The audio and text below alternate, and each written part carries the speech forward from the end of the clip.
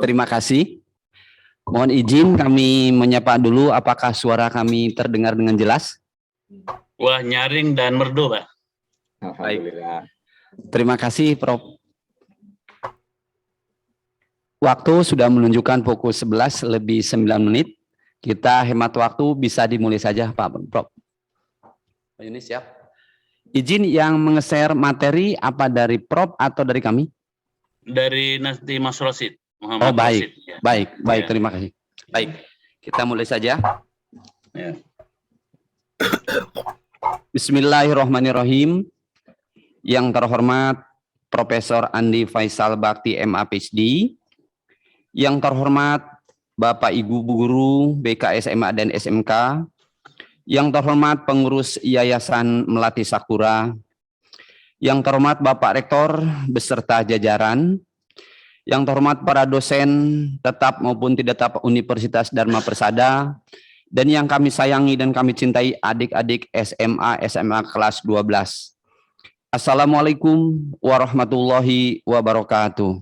Waalaikumsalam warahmatullahi wabarakatuh. Selamat pagi dan salam sejahtera untuk kita semua. Minasang ohayo gozaimasu.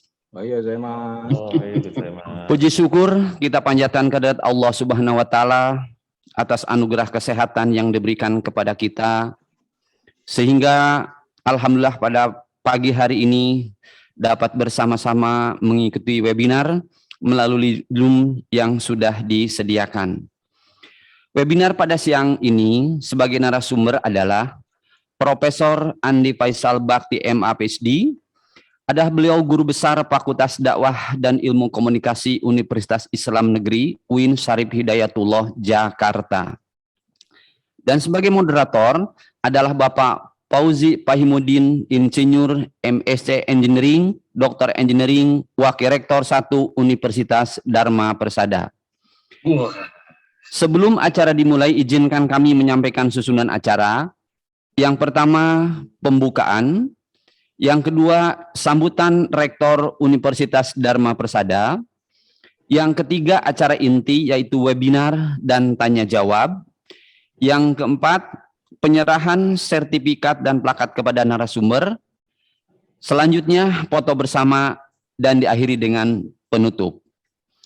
Baik, Bapak Ibu sekalian, para tamu undangan yang kami hormati, untuk menghemat waktu, lanjutkan pada acara yang kedua, yaitu sambutan Rektor Universitas Dharma Persada kepada Bapak Dr. Tri Marjoko SMA, dipersilahkan. Terima kasih Pak Yos. Assalamualaikum warahmatullahi wabarakatuh. Selamat pagi, ohayo gozaimasu. Yang kami hormati narasumber Bapak Profesor Dr. Andi Faisal Bakti, Bapak Ibu dari Yayasan Melati Sakura, jajaran Universitas Dharma Persada, dan para siswa maupun guru-guru yang menjadi peserta webinar ini. Selamat datang. Terima kasih Profesor Andi atas kehadirannya dalam proses pencerahan kita ini. Prof. Andi, saya ingin belajar tentang major minor yang Bapak akan sampaikan untuk kita sampaikan ke stakeholder kita, sehingga kita paham betul konsep ini. Terima kasih, ini Prof. Andi kelihatannya pakar dunia akhirat dari Amin. Kita lihat dari CV-nya. Terima kasih, Prof. Demikian untuk menyingkat waktu, selamat datang Prof. Terima kasih sekali lagi dan selamat mengikuti untuk para audiens. Billahi taufik wal hidayah. Assalamualaikum warahmatullahi wabarakatuh. Waalaikumsalam warahmatullahi wabarakatuh. Terima kasih Bapak Rektor. Selanjutnya langsung saja kepada acara inti pada pagi hari ini. Webinar akan dipandu dengan moderator oleh Bapak Wakil Rektor 1. Kami persilakan Bapak waktu sepenuhnya. Terima kasih banyak Ustadz Yos, Prof. Andi. Assalamualaikum warahmatullahi wabarakatuh. Assalamualaikum. Yang saya hormati dan saya cintai bapak-bapak dan ibu-ibu dari Yayasan Melati Sakura, Pak Rektor, Wakil Rektor, teman-teman Wakil Rektor Unsada, para dekan, para kaprodi, dosen-dosen, dan seluruh karyawan Unsada, teman-teman dari SMA, SMK, se-Jabodetabek dan sekitarnya, dan tidak lupa yang saya sayangi, para siswa juga ingin ikut mengupdate ilmu pengetahuan dengan materi yang luar biasa. Insya Allah materi yang akan kita dengarkan adalah materi yang terkini dan semakin up to date, walaupun implementasinya sudah beberapa waktu yang lalu dilakukan. Pada kesempatan ini, Prof. Andi juga ditemani oleh Pak Rosid. Selamat pagi, selamat siang. Assalamualaikum Pak Rosid. Waalaikumsalam Pak Fauzri. Salam sehat. Alhamdulillah. Sehat Pak, Alhamdulillah kita ketemu di udara nih Pak. Ya, baik Pak. Ya. Jadi Bapak Ibu sekalian, tentunya kita sudah tidak bersabar mendengarkan penjelasan dari Prof. Andi, dan juga barangkali nanti Pak Rosid bisa menambahkan aspek implementasinya, karena beliau termasuk penerus Prof. Andi di Fakultas Ilmu Komunikasi. Namun Bapak Ibu sekalian, izinkan saya, tak kenal maka tak sayang. Kalau saya sudah kenal dan sudah sayang dengan Prof. Andi ini. Ya. Jadi kami sudah bagaikan saudara. Tapi buat Bapak Ibu sekalian mungkin ingin saya sampaikan sedikit, walaupun CV beliau sangat panjang sekali. Ya, seperti disampaikan tadi bahwa beliau adalah guru besar di Fakultas Dakwah dan Ilmu Komunikasi Universitas Islam Negeri, UIN Syarif Hidayatullah. Beliau menyelesaikan postdoktoralnya itu dan juga doktornya itu di Universitas McGill, Montreal, Kanada. Dan beliau juga berkesempatan diangkat menjadi asisten profesor di sana, tentunya karena prestasi beliau. Dan beliau juga memperoleh gelar Master of Arts dari universitas ini dan PhD dari program PhD bersama dalam komunikasi pembangunan, Université de Québec, Montreal, Université de Montréal, Concordia University Montreal, dan kemudian beliau juga diangkat menjadi asisten profesor di Departemen Asia Pasifik di Universitas Victoria, Kanada. Alhamdulillah justru di awal-awal beliau sudah mendapat recognize dari institusi-institusi besar seperti itu, dan beliau dengan rendah hati dapat menemani kita sekarang bersama dalam membahas tentang mayor minor dan juga nanti kaitannya dengan MBKM yang lagi tren pada saat ini. Nah, banyak sekali tentunya yang bisa disampaikan tentang latar belakang beliau. Beliau sangat involved di bidang delivery dan pengembangan ilmu pengetahuan sebagai fellow di beberapa university di luar negeri dan juga sebagian di dalam negeri. Dan tentunya penelitian-penelitian beliau serta publikasi-publikasi beliau sudah mendunia, dan beliau memperoleh guru besarnya pada usia masih sangat muda sekali, walaupun sekarang pun masih muda.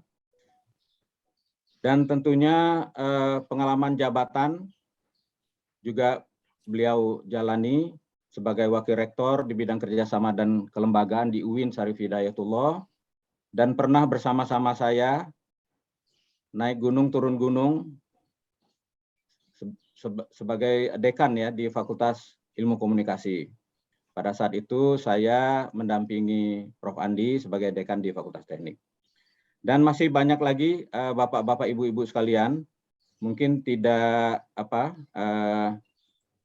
saya sampaikan semua karena khawatir nanti materi utama tidak sampai, sedangkan CV-nya bisa kita lihat sendiri nanti dari paparan yang beliau perlihatkan pada kita, akan menjadi bahan diskusi kita. Nah, Prof. Andi ini pada saat beliau menjadi dekan, beliau ini mengimplementasikan apa yang disebut mayor minor. Dan saya bertanya-tanya, apa ini program ini? Nah, ternyata beliau menjelaskan secara selintas bahwa nanti mahasiswa kami, mereka akan beraktivitas di masyarakat dengan macam-macam kemungkinan job yang akan mereka lakukan, sehingga mereka perlu memperdalam ilmu juga di bidang-bidang lain di samping komunikasi di Fakultas Ilmu Komunikasi. Termasuk diantaranya bidang teknik. Nah, sehingga mahasiswa Prof. Andi pada saat itu juga berkuliah di fakultas kami, di Fakultas Teknik. Ternyata mahasiswa Prof. Andi ini juga kuliah juga di Fakultas Hukum, di Fakultas Ekonomi, dan lain-lain. Nah, pada saat ini Prof. Andi, kami merasa tidak mau ketinggalan. Jadi Universitas Dharma Persada yang program-program studinya sangat lengkap dan saling mendukung satu sama lainnya di dalam berkarir nanti. Contohnya ada mahasiswa kami lulusan Jepang, ternyata dia bekerja di perusahaan Jepang harus menjadi sales produk mesin.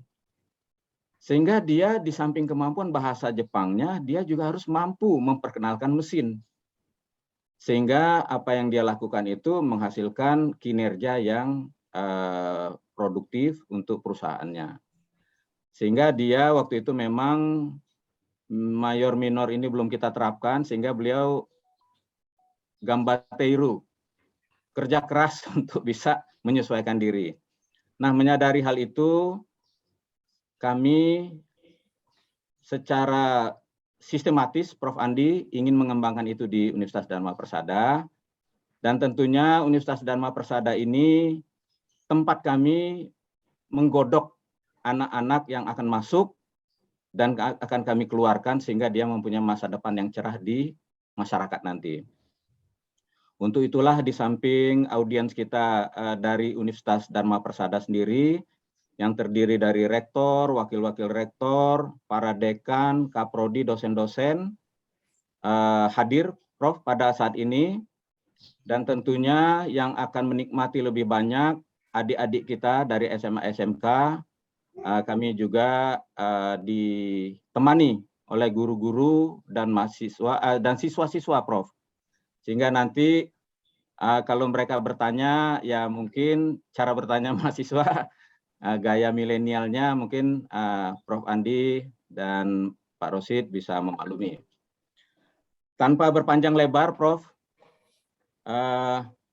yayasan kami juga sangat concern, Prof, terhadap kemajuan-kemajuan yang terjadi di lingkungan kita pada setiap saat, dan beliau-beliau sangat mendukung program ini, walaupun mungkin beliau karena waktu tidak terlalu banyak, sehingga beliau hanya menyaksikan, Prof. Baiklah, untuk itu kepada Prof. Andi dan Pak Rosid, waktu dan kesempatan kami persilahkan.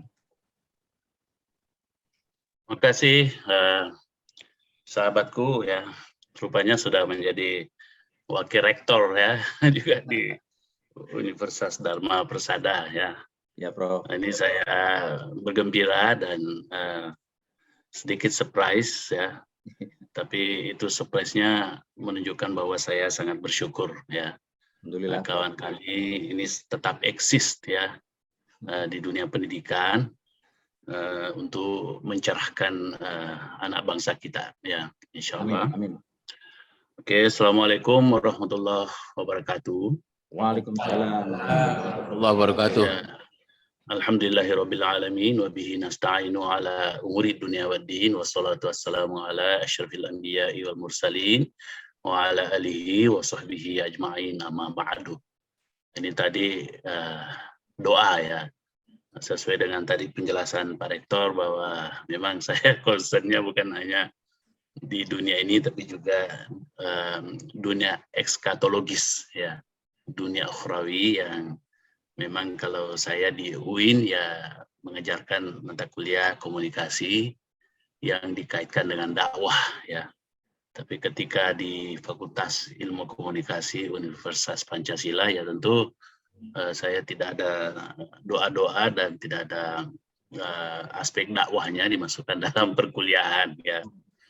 Tapi sempat ya waktu sama-sama dengan Pak Dr. Fauzri itu di masjid ya, kita ada Masjid At-Taqwa.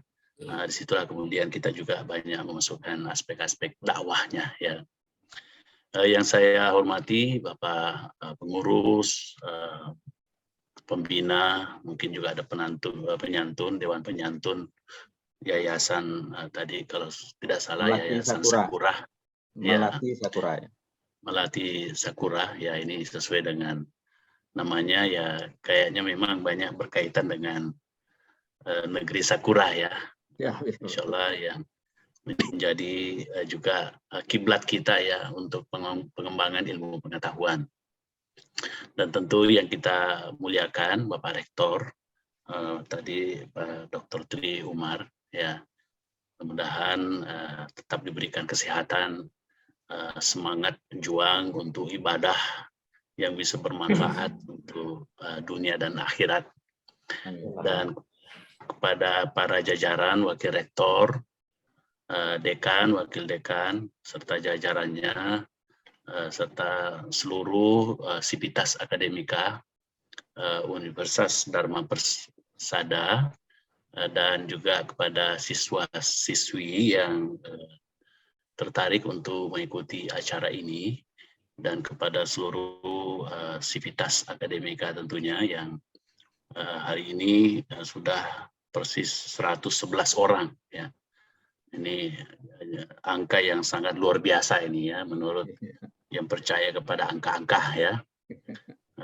Biasanya kalau saudara kita yang dari Feng Shui, yang percaya kepada Feng Shui, angka-angka itu penting, dan juga dari dewa-dewi Yunani ya, dan juga termasuk orang-orang Bugis dan orang-orang Jawa ya, itu angka itu penting sekali ya.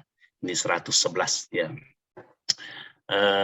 Tentu ya, pertama saya berterima kasih sebesar-besarnya kepada Universitas Dharma Persada yang mempercayakan kepada kami untuk menyampaikan secuil dari pengalaman kami. Mudah-mudahan bisa menjadi best experience atau lesson learned dari kami ya, yang bisa kami sharingkan kepada Bapak Ibu semuanya. Karena ini memang menarik juga, karena tahun 2007 kami sudah menerapkan model yang sekarang ini disebut dengan MBKM ya, Merdeka Belajar Kampus Merdeka ya. Yang waktu itu ya kami beri nama dengan Mayor Minor ya, yang memang kami benchmarking dari Amerika, yang kebetulan waktu itu ya kami bersama dengan kawan-kawan dari dosen UI, alumni Amerika, melihat bahwa kalau kita ingin sebetulnya ditangkap oleh generasi muda dan juga tetap diapresiasi oleh masyarakat, ya kita harus loncat memang ke depan, kita harus visioner. Dan ada model yang bagus kita sharingkan atau kita praktikan, yaitu yang sudah dilakukan oleh orang-orang Amerika, orang Kanada, Amerika Utara lah, bahwa namanya mayor minor itu penting.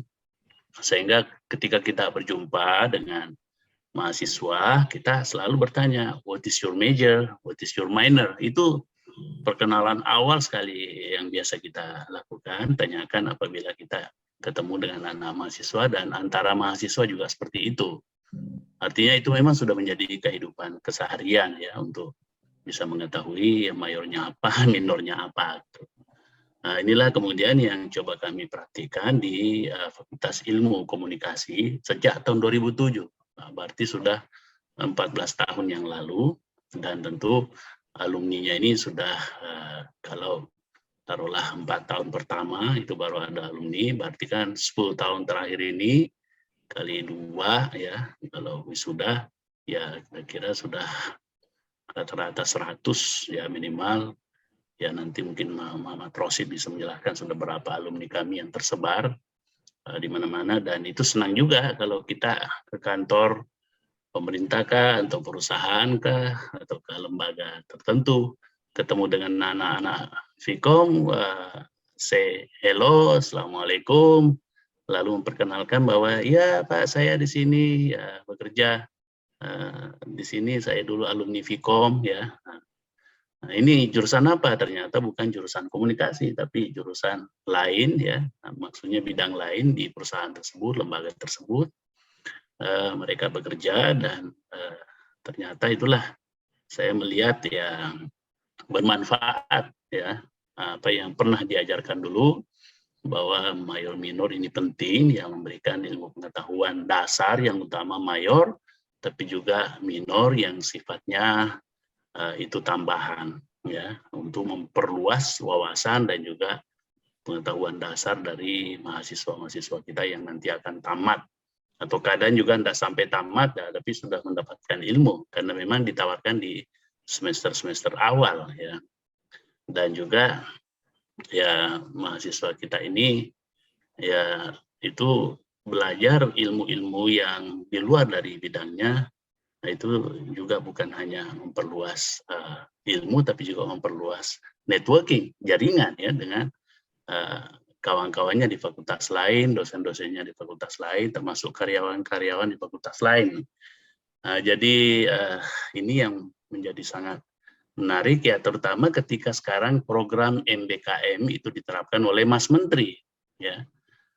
Ketika beliau menjelaskan itu ya, kami dari Vkom Pancasila langsung bisa menangkap, oh ini kan sebetulnya sudah kami terapkan dulu di sejak dulu sampai sekarang di Fakultas Ilmu Komunikasi Universitas Pancasila. Ya cuma waktu itu ya model kami masih sifatnya internal. Ada 7 fakultas di Pancasila, ya, berarti kan mahasiswa kami belajar di 7 fakultas itu. 1 mayornya di Vkom dan 6 lainnya itu menjadi minor ya. Dan itu biasanya 8 SKS yang ditawarkan. Awal-awalnya itu kami melihat bahwa ini sama ya, mayor minor maksudnya itu mata kuliah utama. Namun dalam perkembangan berikutnya ketika kami ditantang juga untuk mereview kurikulum ya, setelah 5 tahun kami terapkan, lalu ahli pendidikan, kebetulan ada profesor ahli pendidikan yang bergabung dengan kami, lalu diformatlah minor itu menjadi semacam pilihan. Jadi ada pembagian 144 SKS, kemudian 8 SKS diantaranya itu menjadi pilihan. Jadi formatnya seperti itu ya, kemudian 5 tahun berikutnya lagi kita format dan ini sudah MBKM.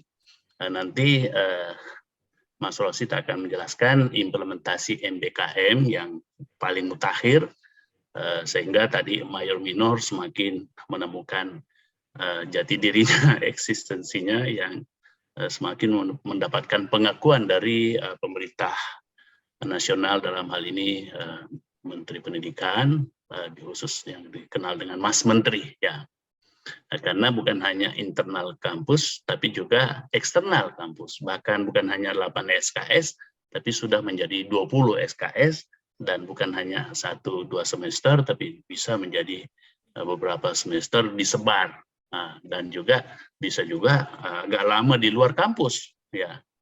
Ini kemudian ketika saya di UIN, ya, itu memang menjadi program saya yang menjadi apa namanya, program unggulan saya yang saya sebut dengan 5-in-1 program of internship ya. Jadi 5 dalam 1 program, yaitu magang satu sisi, kemudian sisi lain kesempatan untuk mendapatkan data skripsi, kemudian yang kedua kesempatan untuk KKN ya, kemudian yang keempat kesempatan untuk mengumpulkan data dan menulis skripsi dalam pembimbingan skripsi, kemudian terakhir bukti bahwa kita melakukan kerjasama. Nah, ini luar biasa. Jadi kalau dulu ya mencari kerjasama itu sebanyak mahasiswa kita setiap semester yang melakukan magang itu, wah sebanyak itu juga kerjasama kita, dan kita modali mahasiswa dengan MOU, kita sudah tempelkan materi, kemudian saya tanda tangani, kemudian dikosongkan untuk partner kita itu tanda tangannya tentunya, tapi kita sudah taruh juga materai dan ketika nanti mahasiswa selesai sudah siap juga MOU itu. Jadi bicara tentang kerjasama, wah itu sudah otomatis. Dan kadang-kadang juga kami dulu kumpulkan lembaga-lembaga itu, perusahaan-perusahaan itu, CEO-nya, direkturnya berdatangan, kita tempatkan di hotel, bisa sampai 200 orang, ya kemudian kita panggillah, undanglah rektor, yayasan untuk pidato di situ, dan ini menjadi model yang sangat luar biasa, sehingga Vkom waktu itu, Pak Fauzri itu menyaksikan dari 58 mahasiswa menjadi membludak sekali mahasiswanya, akhirnya diberikan gedung baru, sementara ada fakultas yang sudah lebih tua, itu tetap aja jumlah mahasiswanya tidak maju-maju, akhirnya kita juga melimpahkan beberapa mahasiswa Vkom ke fakultas tersebut, tadinya mulai juga lah menanjak. Karena saya juga banyak belajar dari Pak Fauzri, selalu memang tadi betul ya perkawanan kami, itu karena selalu ketemu di masjid juga. Kadang-kadang juga ketemu di forum-forum luar ya, ketika mewakili fakultas. Oke, di sini ada screen yang kami akan share. Mohon kawan-kawan ya mengikuti dengan seksama dan akan dioperasionalkan oleh Mas Rosid. Nanti akan saya sampaikan beberapa slides, kemudian nanti Pak Rosid yang sudah lebih tune in sekarang ini, karena saya sudah 3 tahun meninggalkan Vkom, tapi tetap saya monitor karena tetap menjadi guru besar di sana, dan juga saya menjadi direktur UNESCO Chair ya on Communication and Sustainable Development, itu satu-satunya di Asia Tenggara, yang juga anggotanya kurang lebih 65 negara seluruh dunia ya, dan setiap tahun kan kami pertemuan dan menerbitkan buku. Mungkin juga kalau ada fakultas komunikasi di sini, Pak Fauzri bisa ikut di UNESCO C yang kami sebut dengan COSDEV, ya, Communication and Sustainable Development Pancasila. Oke, silakan Mas Rosid ditampilkan PowerPoint-nya. Ya. Mohon maaf Prof, ini di sini lagi kendala WiFi sinyal. Ini saya pakai HP. Ini teman-teman saya lagi untuk menghidupkan kembali. Atau bisa juga mungkin hostnya dari pihak Universitas Dharma Persada kalau begitu. Ya. Pak Yos mungkin. Pak Yos bisa bantuannya. Baik, Prof. Siap kami bantu. Ya.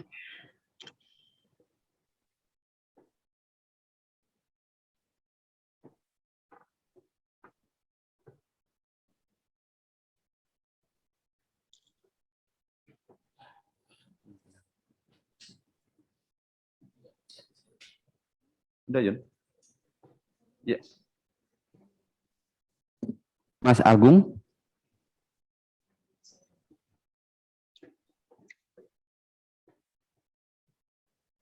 Baik, Pak. Teknologi malaikat ini. Baik, ya. Pak.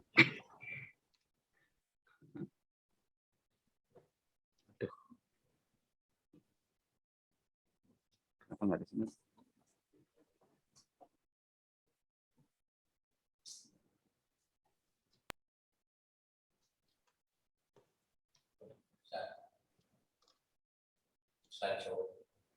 Slideshow aja ya.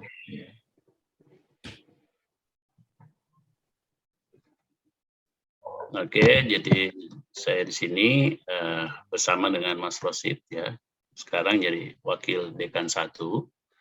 Tentu dalam webinar untuk Camaba Usada melalui Zoom ya pada hari ini 21 Desember 2021. Next ya. Jadi memang modelnya ini pembelajaran berpusat pada siswa. Jadi student centered education namanya, atau learning. Jadi kita itu hanya sebagai instruktur saja, kita hanya sebagai fasilitator saja. Mahasiswa lah yang harus aktif, karena memang internalisasi ilmu itu ya justru harus dilakukan oleh peserta didik, oleh mahasiswa. Kalau hanya dari atas itu ya bagaikan kita nuangkan air ke botol yang mulutnya kecil dan airnya habis, tapi yang masuk dalam botol yang mungkin hanya kecil.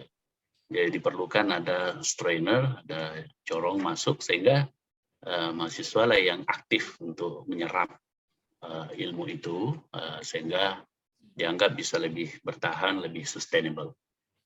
Oke, next. Ya.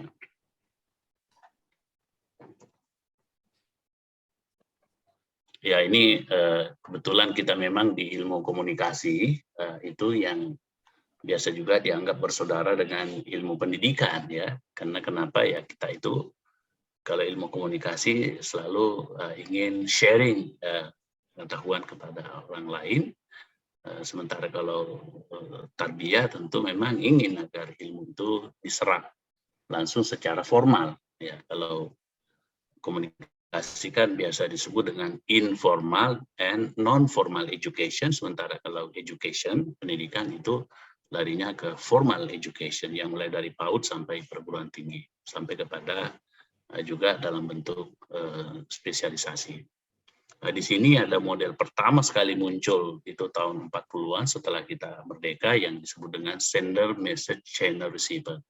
Yang percaya bahwa kita harus top down, ya penerima itu pasif saja menerima, enggak usah macam-macam, pokoknya gurunya lah yang harus super aktif menggerakkan atau menyampaikan ilmu. Kemudian muncul tahun 50-an yang disebut dengan sender message channel receiver effect. Nah, efek ini, dia mengatakan, para teoritisi ini mengatakan bahwa kalau tidak ada efek, tidak ada komunikasi, tidak ada informasi. Sekalipun tadi sendernya, message-nya, channel-nya hebat-hebat semua.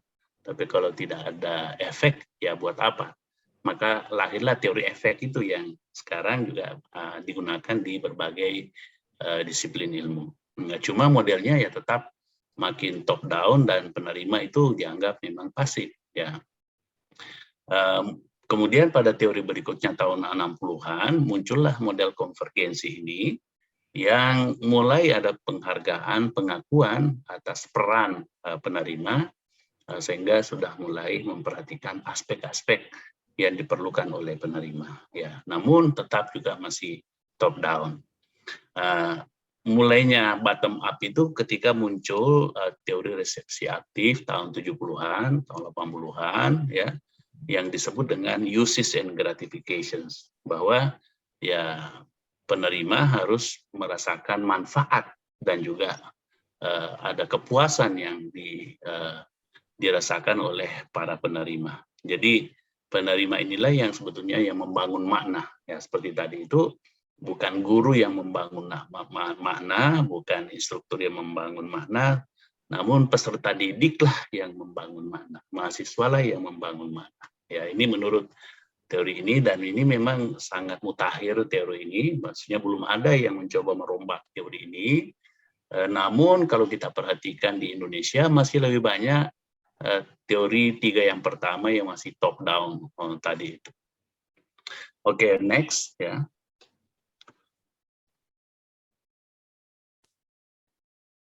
Ya, ini memang ada perbandingan ya tentang luring, ya, dengan daring presentation.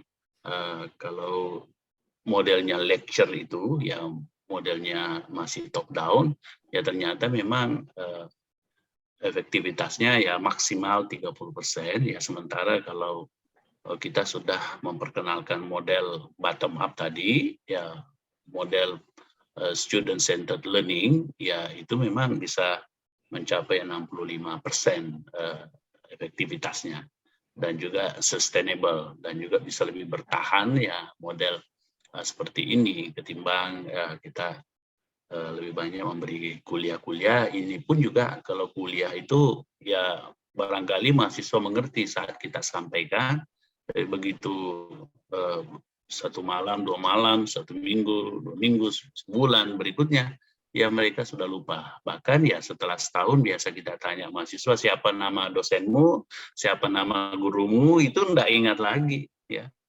Tapi kalau model yang bottom up, ya student centered learning, biasanya oh yang dulu kita bermain-main, ya dosen yang main-main dengan kita itu, ya itu kan namanya ini, namanya ini. Jadi itu juga menurut penelitian lebih tersimpan memang di benak, di dada lebih lama ya, lebih berkesan. Oke, next lagi ya.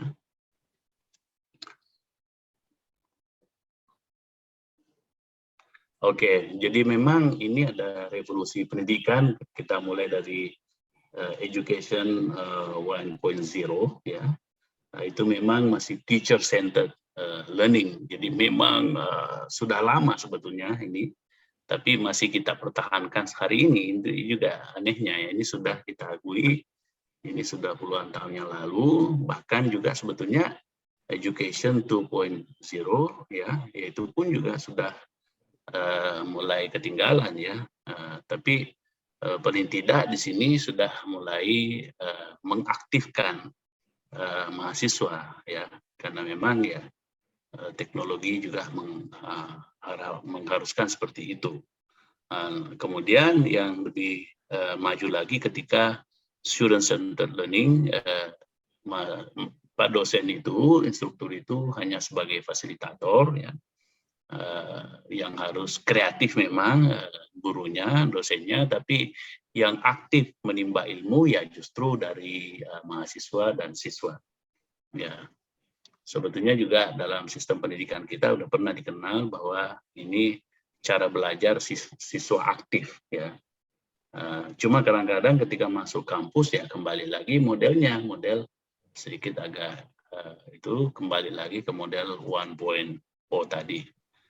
Kemudian yang lebih menarik lagi, yang lebih mutakhir, dan ini tadi saya katakan, ya sebetulnya masih belum ada model yang lebih mutakhir dari ini student-centered learning, kemudian co-creation, ubiquitous learning. Jadi kita lihat namanya mereka bisa mainkan kursinya itu, ya, dan itu kita lihat kursi-kursi di kursi ruang belajar di Amerika, Kanada, Eropa, dan juga saya kira di Jepang, Korea sekarang juga banyak mengimplementasikan model co-creation ubiquitous learning ini, sehingga kursinya itu ya memang bisa fleksibel, mobile, pindah-pindah gitu ya, dan mutar-mutar, sehingga groupingnya itu bisa sangat fluid ya, sangat cair. Dan itu gurunya itu ya hanya memfasilitasi pindah dari satu kelompok ke kelompok yang lain, dan nanti hasilnya itu diumumkan sendiri bahwa inilah hasil diskusi kami dalam kelompok ini. Jadi modelnya seperti itu. Oke, next ya.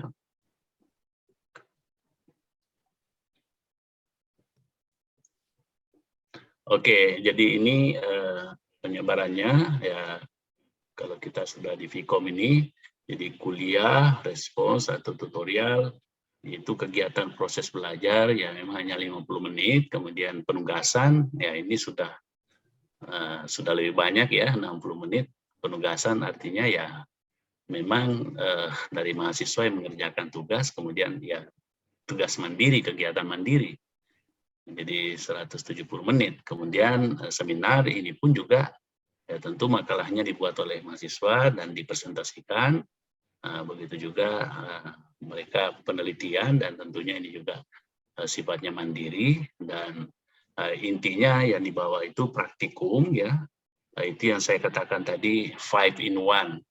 Tetapi sekarang dari Kementerian Pendidikan dan Kebudayaan itu tahun 2020 5 in 1 yang diamalkan di Pancasila, dijabarkan di Pancasila Vkom, itu kemudian yang terakhir itu dikembangkan menjadi 3 sehingga jadilah itu 8 atau 9 poin. Nanti Mas Rosid akan menjelaskan ya bahwa ini meliputi pertukaran pelajar, magang atau praktik kerja, kegiatan wirausaha, itu tambahannya wirausaha itu, asistensi mengajar di satuan pendidikan, itu juga bisa ditambahkan asistensinya, jadi mahasiswa yang baik-baik, yang volunteer bisa diangkat menjadi asisten kita, kemudian riset tadi ya, lalu proyek independen, itu maksudnya skripsi bisa ke situ, kemudian membangun desa ya, dan ini adalah KKN-nya. Tapi biasa juga disebutkan dengan proyek kemanusiaan gitu. Ya, oke, next.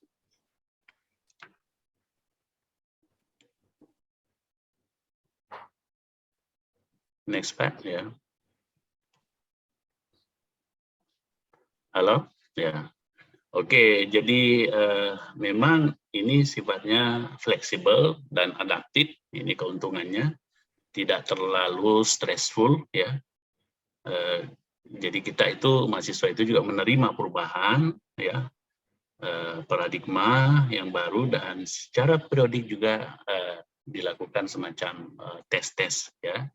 Nah, kemudian model berikutnya inter dan multi transdisipliner. Kalau dulu itu kan kita masih interdisipliner, bahkan monodisiplin, ya.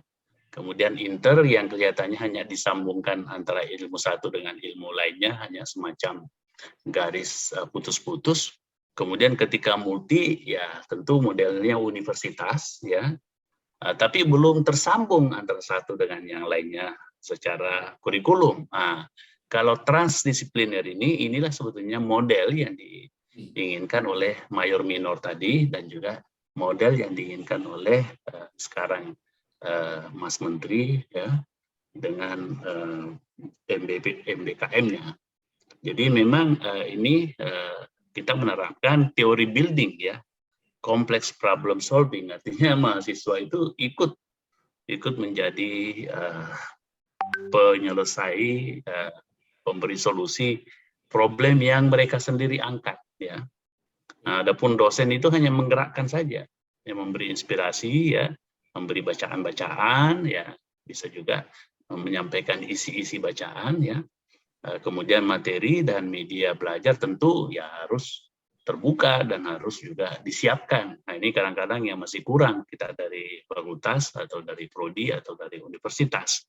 Inilah tentu tanggung jawab dari yayasan biasanya dan juga pimpinan universitas. Nah, dan paling penting lagi ya tentunya ya memang harus memanfaatkan teknologi, digital teknologi, big data, science, dan artificial intelligence, ya, bahkan juga bisa robot. Ya inilah bidangnya Pak Dr. Fauzri Wahimuddin ini. Ya memang tidak boleh tidak, itu dulu keluhan kami bersama dengan Pak Dr. Fauzri, ya, karena kadang-kadang aspek ini kurang diperhatikan, padahal mau tidak mau ya itu kita harus memanfaatkan ini, apalagi sekarang ini di era pandemi kita dipaksa sebetulnya untuk mengimplementasikan yang disebut dengan teknologi atau industri 4.0, ya. Dan bahkan kita kalau di Jepang sekarang sudah society, ya, bukan industrinya, society 5.0, artinya masyarakatnya yang harus mengatur, yang harus memanfaatkan teknologi itu lebih canggih, ya, sehingga jangan sampai teknologinya lebih canggih daripada orangnya. Nah, sehingga muncul istilah 5.0 terutama dari Jepang, dan tentu di sini banyak alumni Jepang yang bisa lebih menangkap ide society 5.0 tersebut. Oke, next, dan ini silakan Mas Rosid bisa melanjutkan slide berikutnya. Nanti di akhir-akhir ketika sudah selesai saya akan menambahkan lagi beberapa hal semacam closing. Adapun closing statement-nya tentu nanti terakhir lagi ketika sudah waktu kami sudah selesai, ya. Demikian saya persilakan, dan mungkin kembali ke Pak Moderator boleh juga, atau langsung ke Mas Rosid, silakan meneruskan tadi slide tersebut penjelasannya sampai akhir. Demikian, ya. Assalamualaikum warahmatullahi wabarakatuh. Ya. Waalaikumsalam warahmatullahi wabarakatuh. Untuk memanfaatkan waktu lebih efektif lagi, silakan saja barangkali langsung Pak Rosid. Baik Pak Fauzri, terima kasih. Boleh saya share materi Pak Fauzri? Silakan Pak. Akhirnya sudah bisa, ya. Alhamdulillah sudah bisa, Prof. Baik, yang saya hormati Pak Rektor beserta jajaran, Pak Dr. Fauzri Wahimuddin, para dekan, para kaprodi, para dosen, dan juga adik-adik SMK dan SMA yang saya muliakan dan kita banggakan bersama. Serta yayasan juga hadir Pak Rosid. Baik, Pak Kepala Yayasan, Melati Sakura yang saya muliakan, saya hormati. Terima kasih bisa sharing dan diskusi di sini, Pak Kepala Yayasan. Ini menjadi momentum bagi kita yang saya pikir bisa saling menyemangati satu sama lain, saling sharing pemahaman, pengetahuan mengenai program MBKM dari Kementerian Pendidikan. Nah, untuk menyingkat waktu, saya pikir saya langsung fokus kepada perkuliahan mayor dan minor di sini. Nah, kalau kita lihat di sini memang paradigma pembelajaran harus diubah, ya. Yang tadi sudah dijelaskan oleh Prof. Andi, yang berpusat pada guru atau dosen, kemudian berpusat kepada mahasiswa, berpusat kepada siswa. Berpusat kepada siswa pun sekarang kita bisa belajar dimanapun berada, ya.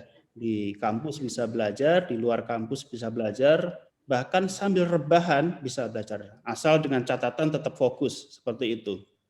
Nah, ini ada beberapa faktor yang menentukan bahwa perkembangan teknologi dan komunikasi ini juga menjembatani untuk kita harus berubah dalam menyambut pendidikan 4.0 ini. Kemudian lulusan tidak cukup menguasai satu bidang keahlian. Nah, itu sudah disampaikan oleh Mas Menteri juga bahwa mahasiswa sekarang harus memiliki banyak talent, banyak keahlian. Jadi tidak cukup satu keahlian, karena memang di mana-mana saya pikir lulusan universitas itu tidak hanya kerja dalam satu bidang, kadang malah kerja di bidang lain. Ini membuktikan bahwa lulusan tidak cukup menguasai satu bidang keahlian. Dan salah satu alasan kenapa MBKM ini ada adalah bahwa kita tidak bisa mengandalkan satu keahlian saja. Yang kedua, SDM menjadi kunci karena persaingan global. Yang keempat ini menjadi sangat harus kita sambut, dan kemudian kita tidak bisa mundur, kita harus maju untuk bisa berkompetisi di era globalisasi ini. Nah, ini warna-warni dunia kerja di era digital. Saya pikir banyak sekali posisi-posisi strategis yang muncul sejak perkembangan teknologi komunikasi. Kemudian dunia kerja dan tantangannya, persaingan semakin ketat, dunia kerja menuntut kualitas dan kompetensi diri, tuntutan perubahan dan cara berpikir harus diubah, tuntutan mengupgrade skill adalah suatu keharusan. Jangan sampai kemudian kita memiliki keahlian, tetapi keahlian kita itu tidak connect dengan keahlian yang saat ini dibutuhkan atau masa yang akan datang dibutuhkan. Artinya keahlian kita itu keahlian masa lalu, sehingga kita bisa ketinggalan zaman dan kita tidak bisa bersaing di era global ini. Nah, perkuliahan mayor minor dan program MBKM mampu mengakomodir tuntutan lulusan memiliki minimal 2 bidang keahlian. Kenapa? Karena sistem mayor minor ini adalah bagian dari sistem yang mengakomodir mahasiswa tidak hanya cakap di bidang keilmuan, misalnya di Fakultas Komunikasi, tentu mahasiswa juga dituntut bisa keilmuan di bidang lain atau di prodi lain, misalnya ilmu hukum, ilmu teknik, ilmu ekonomi, dan sebagainya. Tentu mahasiswa juga harus memilih mana yang perlu akan dipelajari. Tidak semua tentu dipelajari, seperti itu. Nah, kemudian saya langsung di Fakultas Ilmu Komunikasi, sesuai yang telah dipaparkan oleh Prof. Andi, kita menggunakan program atau perkuliahan mayor dan minor. Nah, program pembelajaran mayor itu sebagai subjek keilmuan utama. Jadi mahasiswa di sini memang belajar ilmu komunikasi sebagai subjek utama. Komunikasi pun juga memiliki konsentrasi, ada kajian media, ada komunikasi strategik, dan kemudian jurnalistik multimedia. Nah, kemudian hal itu kita tidak cukup ya. Dari sejak tahun 2007 memang Vkom itu didesain oleh para pendahulu, termasuk Prof. Andi dan beberapa rekan. Jadi mahasiswa tidak hanya belajar ilmu komunikasi saja untuk menjawab tantangan yang sangat dinamis, maka kemudian kebijakan itu ada, perkuliahan mayor yang belajar keilmuan komunikasi, kemudian keilmuan yang lain adalah perkuliahan minor. Jadi perkuliahan minor atau pembelajaran minor itu sebagai subjek keilmuan pendukung. Misalnya menjadi jurnalis, tentu tidak hanya paham soal tulis-menulis, tetapi juga harus paham hukum, ya. Kemudian harus paham soal IT misalnya, soal paham bisnis dan sebagainya. Karena kan jurnalis itu tidak hanya soal menulis saja, tetapi juga ditempatkan di desk-desk yang kemudian tidak pernah dipelajari di prodinya. Oleh karena itu, perkuliahan minor ini bisa menjawab ketika mahasiswa atau lulusan dalam bekerja posisikan di luar dari bidang keahliannya. Nah, selanjutnya tadi Pak Fauzri juga sudah memaparkan juga di awal bahwa mahasiswa Fikom ini selain belajar di Fikom juga kuliah di teknik, ya, kemudian kuliah di pariwisata, di Fakultas Hukum dan sebagainya. Ini kami paparkan mahasiswa itu boleh mengambil dan wajib mengambil, tapi memang SKS-nya masih terbatas, hanya 8 SKS. Karena memang kebijakan 20 SKS sampai 60 SKS itu kebijakan yang tahun lalu baru, sementara Fikom menyelenggarakan perkuliahan mayor dan minor itu dari tahun 2007. Nah, ketika mahasiswa Fikom itu mengambil minor Fakultas Psikologi, mata kuliahnya ada Psikologi Perilaku Seksual, Psikologi Umum 1, dan Psikologi Umum 2. Jadi jumlahnya 8 SKS. Kemudian ketika ambil Fakultas Pariwisata, ada pengantar akomodasi pariwisata, pengantar leisure, rekreasi dan pariwisata, kemudian perilaku wisatawan. Nah, selanjutnya ketika ambil di Fakultas Ekonomi dan Bisnis, mengambil ilmu ekonomi, pengantar bisnis, pengantar ekonomi makro. Kemudian jika ambil di Fakultas Teknik, dulu Pak Fauzri, interaksi manusia dan komputer, produksi animasi, dan multimedia berbasis web.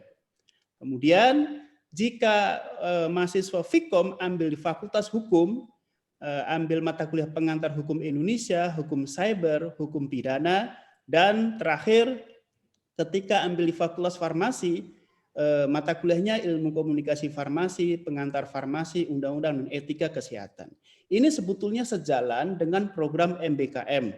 Di semester 5 itu mahasiswa boleh mengambil opsi MBKM, yaitu ambil di luar prodi keahliannya. Misalnya komunikasi bisa ambil di prodi teknik, misalnya kemudian di prodi-prodi farmasi, prodi-prodi hukum, prodi-prodi ekonomi dan sebagainya, sebesar 20 SKS. Ini sebetulnya perkuliahan minor ini kita tinggal menyesuaikan. Jadi secara otomatis program MBKM dari Pak Menteri ini, semua mahasiswa Fikom itu sudah menjalankan pembelajaran MBKM, meskipun SKS-nya perlu kita tingkatkan. Dan alhamdulillah Bapak Ibu sekalian, bahwa kami pada tahun ini mendapatkan hibah program kompetisi Kampus Merdeka sebesar 1,3 M untuk mengakselerasikan atau mempercepat implementasi program MBKM. Jadi kami dalam 4 bulan ini, dari bulan September, ya, bulan Agustus sampai bulan Desember, itu sudah melakukan kegiatan sebanyak 60 kegiatan yang berkaitan dengan program MBKM. Misalnya kami kemarin kirim mahasiswa KKN MBKM itu ada 10 di Desa Kiarasari, Bogor. Kemudian mahasiswa magang industri kita kirim 30 mahasiswa selama 3,5 bulan, ya, selama 3,5 bulan. Kemudian juga ada program pertukaran pelajar di Turki, kita kirim 1 mahasiswa. Dan kemudian banyak program MBKM yang di-launching oleh Kementerian Pendidikan maupun dari program hibah PKKM kami sudah terapkan, ada sekitar 60 mahasiswa di awal semester ini. Jadi mahasiswa sudah menjalankan program MBKM dan kemudian kita setarakan atau kita rekognisi sebesar 20 SKS, seperti itu. Nah, ini jenis mata kuliah yang ada di Fakultas Ilmu Komunikasi, MKWN, MKWU, kemudian mata kuliah wajib prodi, mata kuliah peminatan, mata kuliah minor, mata kuliah pilihan, kemudian bentuk pembelajaran MBKM sebagai opsi sebesar 60 SKS. Nah, kemudian ketika mahasiswa magang dan mahasiswa ambil KKN MBKM, tentu kemudian kita sudah menyiapkan konversinya. Misalnya di sini hanya sebagai contoh saja, bentuk kegiatan MBKM magang, kompetensi strategi communication, ini peminatan. Nah, kemudian nanti ketika mereka pulang akan dikonversi beberapa mata kuliah, seminar dan magang, teknik presentasi, teknik negosiasi, sampai stakeholder relationship management. Ini bagi peminatan Strakom. Kemudian peminatan jurnalistik multimedia atau multimedia journalism itu nanti akan dikonversi sebanyak 20 SKS, seminar magang, teknik presentasi, proyek jurnalistik multimedia, kuliah kerja nyata, sampai teknik negosiasi. Begitu juga dengan program-program MBKM yang lain, misalnya KKN, penelitian, proyek kemanusiaan. Dan juga di Universitas Pancasila, Bapak Ibu sekalian, lagi menyiapkan juga untuk program proyek kemanusiaan di Jawa Timur ya, yang kemarin terjadi ledakan di Gunung Semeru, Gunung Meletus. Nah, itu juga momentum saya pikir juga dimaksimalkan untuk program MBKM, karena pada dasarnya MBKM itu mencari pengalaman di luar kampus. Jadi mahasiswa itu bebas belajar, tidak hanya di kelas, karena logika kelas sekarang tidak hanya di ruangan, tetapi logika kelas sekarang juga ada kegiatan-kegiatan di luar kelas yang bisa dikonversi sesuai dengan kegiatannya itu berapa jam misalnya. Seperti itu.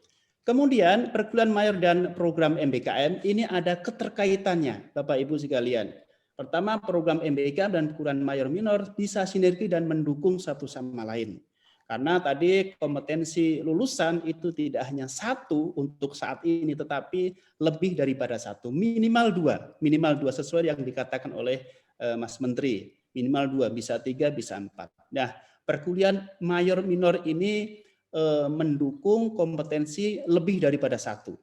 Ya, misalnya mahasiswa ambil di Vkom atau ambil teknik, bisa ambil di fakultas lain atau prodi lain, sehingga paling tidak memiliki kompetensi. Tentu kompetensi yang lain itu adalah kompetensi sebagai pendukung.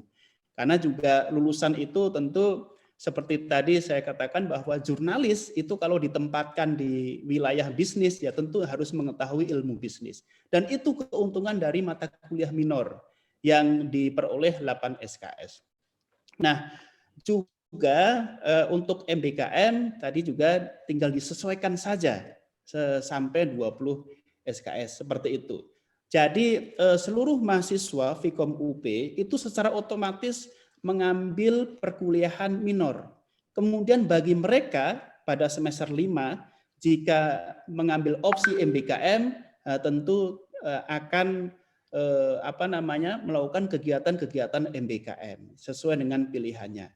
Dan tugasnya prodi atau universitas adalah memfasilitasi apa yang dipilih oleh mahasiswa terkait dengan kegiatan MBKM. Kemudian ini perguruan mayor minor perlu menyelesaikan sebesar 20 SKS minimal ya, karena MBKM itu bisa 20 SKS, 40 SKS sampai 60 SKS, mendorong mahasiswa memiliki lebih dari satu bidang keahlian, meningkatkan kerjasama dan kolaborasi antar prodi dan universitas. Tentu kami mengirim 30 mahasiswa mengikuti program MBKM di beberapa industri, di media, kemudian di kementerian, di pemerintahan, itu juga langsung sesuai yang dikatakan Prof. Andi, langsung kita kontak supervisornya, kemudian tanda tangan kerjasama, MOU. Jadi kerjasama di Fakultas Komunikasi ini naik signifikan dengan program magang ini, karena secara otomatis kita kontak, ya kemudian tanda tangan MOU. Dan karena juga satu sisi kita mendapatkan hibah PKKM, program kompetisi kampus merdeka. Kalau di universitas itu kita mendapatkan 4M, kalau prodi komunikasi saja 1,3 M, khusus untuk mengakselerasi percepatan implementasi program MBKM. Nah, kemudian ini yang perlu kita ketahui juga, 63% orang Indonesia bekerja tak sesuai jurusan. Nah, oleh karena itu punya 2 bidang keahlian itu menjadi penting untuk saat ini. Menjadi penting sekali, apalagi punya 3 bidang keahlian. Artinya memiliki pendukung, memiliki alternatif, memiliki kemampuan yang kemudian relevan sesuai dengan kebutuhan yang diinginkan oleh industri-industri dan kemudian bisa berkreativitas sesuai dengan pilihan mahasiswa. Saya pikir demikian untuk paparan dari saya, kemudian dilanjutkan oleh Prof. Andi lagi. Silakan Prof. Oke. Terima kasih Mas Rosid. Berarti kita kembali ke slide yang ke-7 ya, supaya lengkap ya apa yang sudah disampaikan. Sekalipun Bapak Ibu tentu sudah bisa juga membaca slide ini, insya Allah dengan baik, karena orang-orang Dharma Persada ini pasti orang-orang hebat semua, insya Allah. Oke, Amin. Amin. Kemudian slide berikutnya yang ke-8 ya. Oke, jadi memang ada landasan kurikulum yang sudah dibangun, yang meliputi 6 ini ada landasan hukumnya. Jadi kita juga tidak seenaknya begitu saja. Kemudian tentu ada landasan filosofis, karena kita ini dasarnya filsafat. Nah, tingkat tertinggi itu kan PhD itu ya filosofi doctor. Dan tetap orang yang master belajar filsafat, yang S1 belajar filsafat ya. Nah, tentu ada landasan sosiologisnya karena kita ini akan mengabdi ke masyarakat. Jadi penting sekali kita juga memiliki landasan psikologis karena kita ini menghadapi manusia. Jadi ini penting juga diketahui dan didasari dalam hal pembentukan kurikulum dan tentu juga aspek historisnya ya, yang memang ya berkaitan dengan histori masing-masing jurusan dan juga histori tentu berkaitan dengan masyarakat kita itu sendiri. Oke, next ya.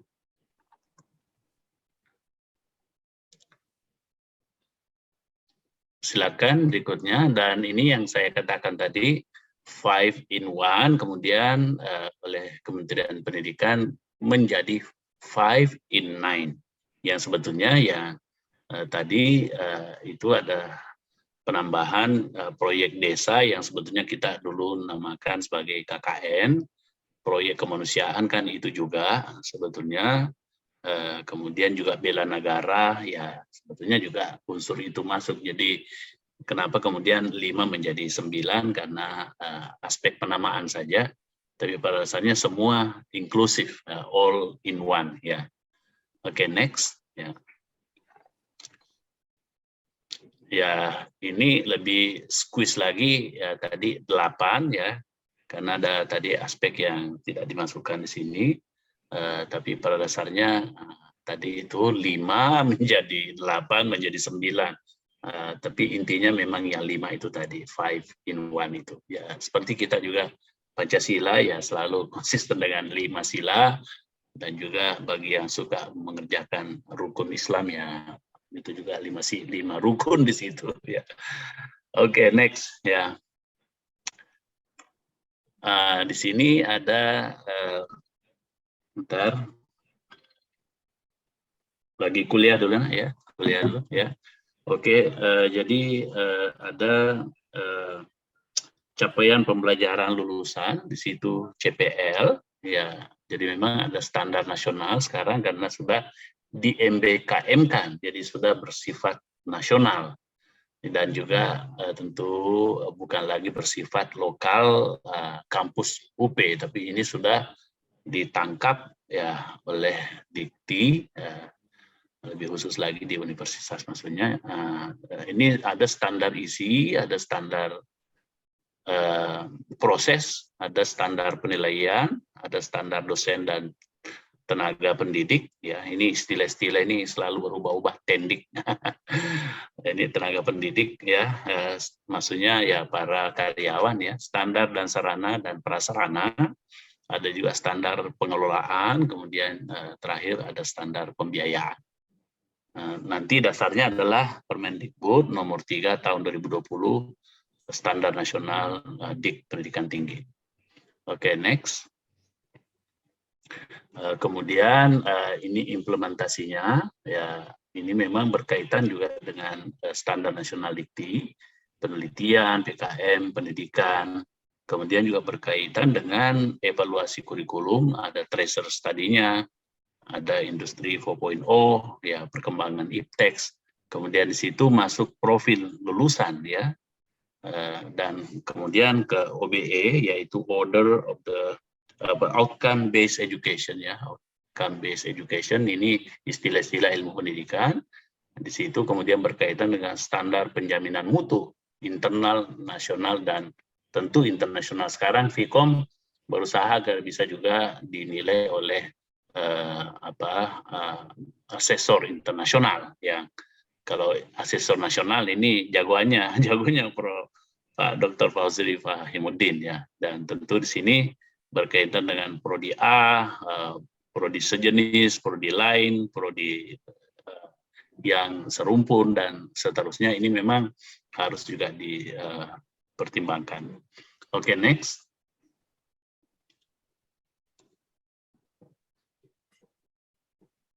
Oke, kemudian tahapan pengembangan kurikulumnya ya.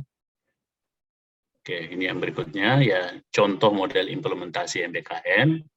Nah, ini ada semester 1, jadi ada MKU, kemudian semester 2, ada keprodian, kemudian semester 3 mata kuliah keprodian masih, kemudian semester 3 masih keprodian, semester 5 keprodian, lalu di sini adalah semester 6 ya, pertukaran mahasiswa, semester 7 disinilah tadi magang ya. Ini sedikit perbedaan dengan Vkom, karena dulu Vkom itu di awal-awal semester 3 kita sudah mulai menerapkan itu, karena di akhir-akhir ya kita sudah menerapkan penulisan skripsi. Tapi memang kalau tadi dilihat 5 in 9 itu ya memang sudah termasuk penulisan skripsi yang saya katakan tadi itu, KKN, PKL di sini, sehingga mahasiswa lebih bebas memang untuk mengatur diri mereka sendiri ya. Lalu semester 8 ya tentu sudah penulisan skripsi, lalu ujian terakhir, lalu wisuda pakai toga insya Allah. Kemudian next ya, ini tahapan pengembangannya mulai dari evaluasi kurikulum ya sampai terakhir. Kalau ini ya tentu mengikuti KKNI ya, Kerangka Kurikulum Nasional Indonesia, yang tentu para BAN-PT, asesor sudah mengerti semua ini ya. Oke, next. Oke, jadi rumusan capaian pembelajaran lulusan disarankan untuk memuat kemampuan yang diperlukan dalam era industri 4.0, diantaranya kemampuan tentang literasi data, ya. Tadi kita katakan big data, literasi teknologi, coding, artificial intelligence, engineering principles, lalu literasi manusia, kemampuan memahami tentang humanities. Dan ini kalau istilah Jepang tadi 5.0 sebetulnya modelnya ini. Kemudian yang berikutnya, yang keempat, next. Lanjutan keterampilan, ini sudah abad 21, bukan lagi LOTS, low order of thinking skills, tapi kita sudah mendorong agar bisa mencapai HOTS, high order of thinking skills. Nah, kami sekarang juga di Masjid At-Taqwa mencoba mengerahkan khotib-khotib agar jangan hanya berbicara LOTS, menghafal-hafal saja, tapi harus bisa menciptakan, harus bisa mengevaluasi, harus bisa sintesis, harus bisa imagining. Ya, kemudian yang kelima, pemahaman era industri 4.0 dan seterusnya. Lalu yang keenam, pemahaman ilmu, tentu tetap harus penting secara lokal, nasional, dan global. Dan terakhir, capaian pembelajaran dan kompetensi tambahan. Nah, inilah tadi yang dapat dicapai di luar prodi melalui program Merdeka Belajar dan Kampus Merdeka. Oke, saya kira ini sudah selesai semua slides yang akan kami sampaikan, dan kita kembalikan kepada Pak Moderator, Pak Dr. Fauzi Fahimuddin, untuk mengarahkan soal question and answers. Oke, kami siap untuk menjawab yang kira-kira kami bisa ketahui, dan Mas Rosid tentu dalam hal implementasi lebih menguasai dalam hal ini. Demikian Pak Moderator, Pak Fauzi. Baik, Prof. Andi, Pak Rosid, terima kasih banyak, luar biasa sekali Pak. Bagi kami ini sesuatu yang memang sangat meaningful, sangat useful, dan sangat helpful, Pak. Mungkin sedikit informasi, Prof. Andi dan Pak Rosid, sebetulnya Unsada juga sudah menerapkan sedikit tapi Prof, tentang minor major ini, bahwa seluruh program studi itu wajib belajar bahasa Jepang, Prof, dan juga bahasa Mandarin ya. Tapi SKS-nya masih kecil. Unsada memulai mungkin sekitar 4 SKS. Kalau di Pancasila, di Vkom memulai dengan 8 SKS dan sekarang sudah berkembang menjadi 20 SKS. Dan saya mungkin tidak ingin mengulas terlalu banyak, Prof, karena ini waktu tinggal sekitar 15 menit dan mungkin banyak sekali yang ingin ditanyakan.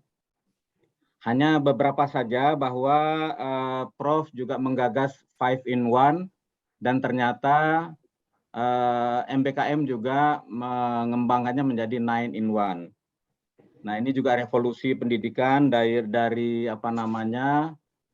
revolusi 1.0 sampai ke 4.0 yang berbasis pada student active learning. Nah, untuk itu mungkin Prof di layar sudah ada beberapa pertanyaan. Yang pertama itu tentang materi. Materi alhamdulillah di sini bahkan sudah dikirim 2 kali ya. Jadi Pak Asep Irwansyah bisa di-download Pak ya dari chatting. Situ ada 2 kali dikirimkan, tinggal pilih salah satu sama materinya. Yang kedua ini dari Ibu Fani, Pak. Ibu Fani ini adalah Wakil Rektor di bidang kemahasiswaan di Unsada. Beliau ini alumni pertama dari Unsada, Pak. Nah, beliau sangat concern sekali ternyata menanyakan kepada Prof. Andi, bagaimana si Prof mempersiapkan program mayor minor ini agar dapat diimplementasikan segera di Unsada. Nah, yang berikutnya mungkin langsung saja Prof ya. Dari Pak Dery, ini Wakil Dekan 3 di Fakultas Ekonomi, Prof. Beliau juga menanyakan untuk membangun kegiatan ini bagaimana cost-nya, Prof. Nah, ini kaitannya karena orang ekonomi, Prof, pasti cost oriented berpikirnya ya. Kemudian apakah perlu budget khusus atau menggunakan operasional normal saja sudah bisa gitu. Nah, mungkin nanti akan ada pertanyaan-pertanyaan lagi, Prof, dari insya Allah mungkin yayasan, beliau sangat concern.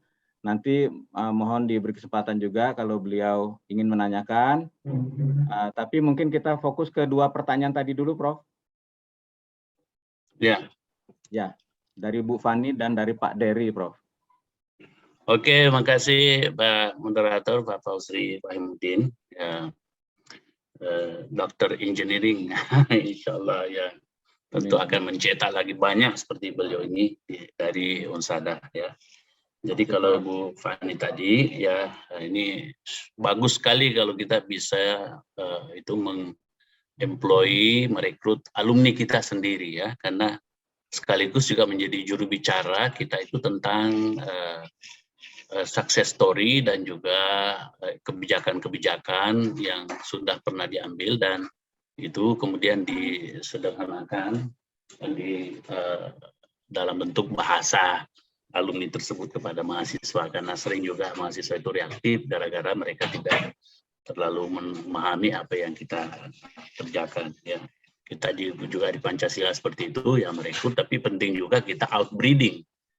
Artinya merekrut orang-orang dari luar yang baik-baik sehingga bisa sharing pengalaman dari luar sehingga tidak hanya inbreeding terus-menerus ya. Kita hanya mengambil pengalaman-pengalaman internal gitu ya. Jadi saya kira memang persiapannya tentu harus duduk-duduk sama-sama dengan pimpinan mata kuliah mana saja yang kira-kira ada relevansi antara fakultas lain dengan fakultas yang akan mengambil minor. Umpamanya tadi kalau kita di Vkom ya tentu mencari mata kuliah yang mirip-mirip dengan Vkom. Ya, umpamanya tadi pengantar-pengantar bisnis, pengantar ekonomi, pengantar pariwisata, destinasi, ya, obat-obat herbal, dan jangan lupa Vkom ini kan dasarnya adalah ilmu sosial.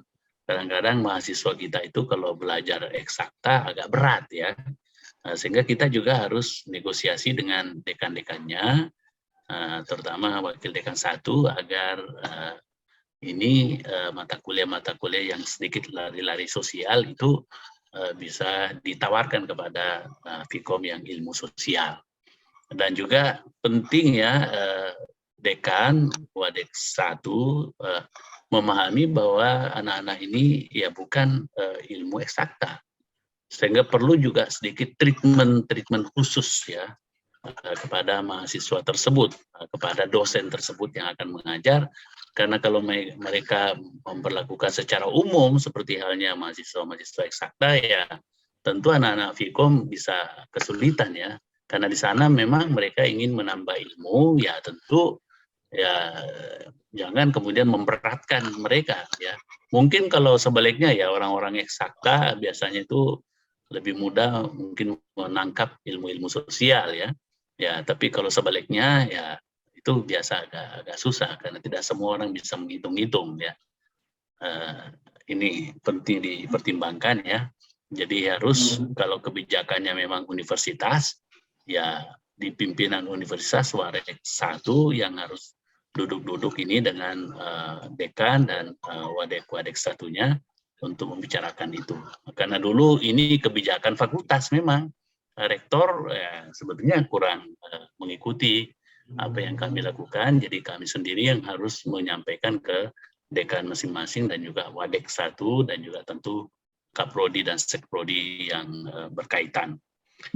Kemudian untuk Pak Dery ya, untuk kosnya ya sebetulnya dulu itu sudah masuk kos keseluruhannya, cuma kita sudah sampaikan kepada mahasiswa bahwa sebagian kos itu 8 SKS itu sebetulnya kami serahkan langsung kepada fakultas-fakultas yang mengelola prodi yang minor itu. Jadi kami tentu tidak menyimpan uang itu, kami serahkan semuanya kepada fakultas yang bersangkutan, dan untuk pertanggungjawabannya ya tetap mereka menyampaikan kepada kami bahwa inilah mahasiswa yang mengambil dan juga kosnya ya tinggal kami konversi ya, inkorporasikan dalam laporan keuangan kami ke atas begitu ya.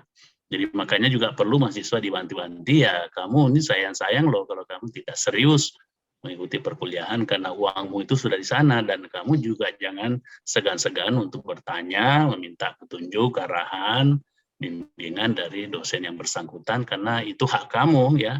Kamu kan sudah juga memberi ada kos bayaran yang kamu sudah keluarkan.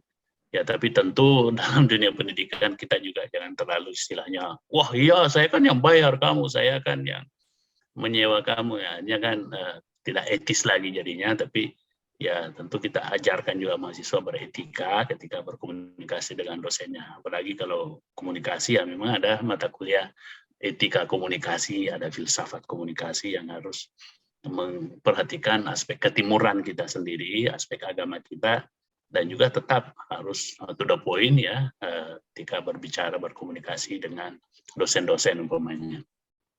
Oke, mungkin kalau ada yang kurang, perkembangan mutakhir dari Mas Rosid, ada kebijakan baru tentang kos ini, dan juga tadi perencanaan, pengambilan, dan penawaran ya mata kuliah minor yang sekarang namanya MBKM. Silakan Mas Rosid.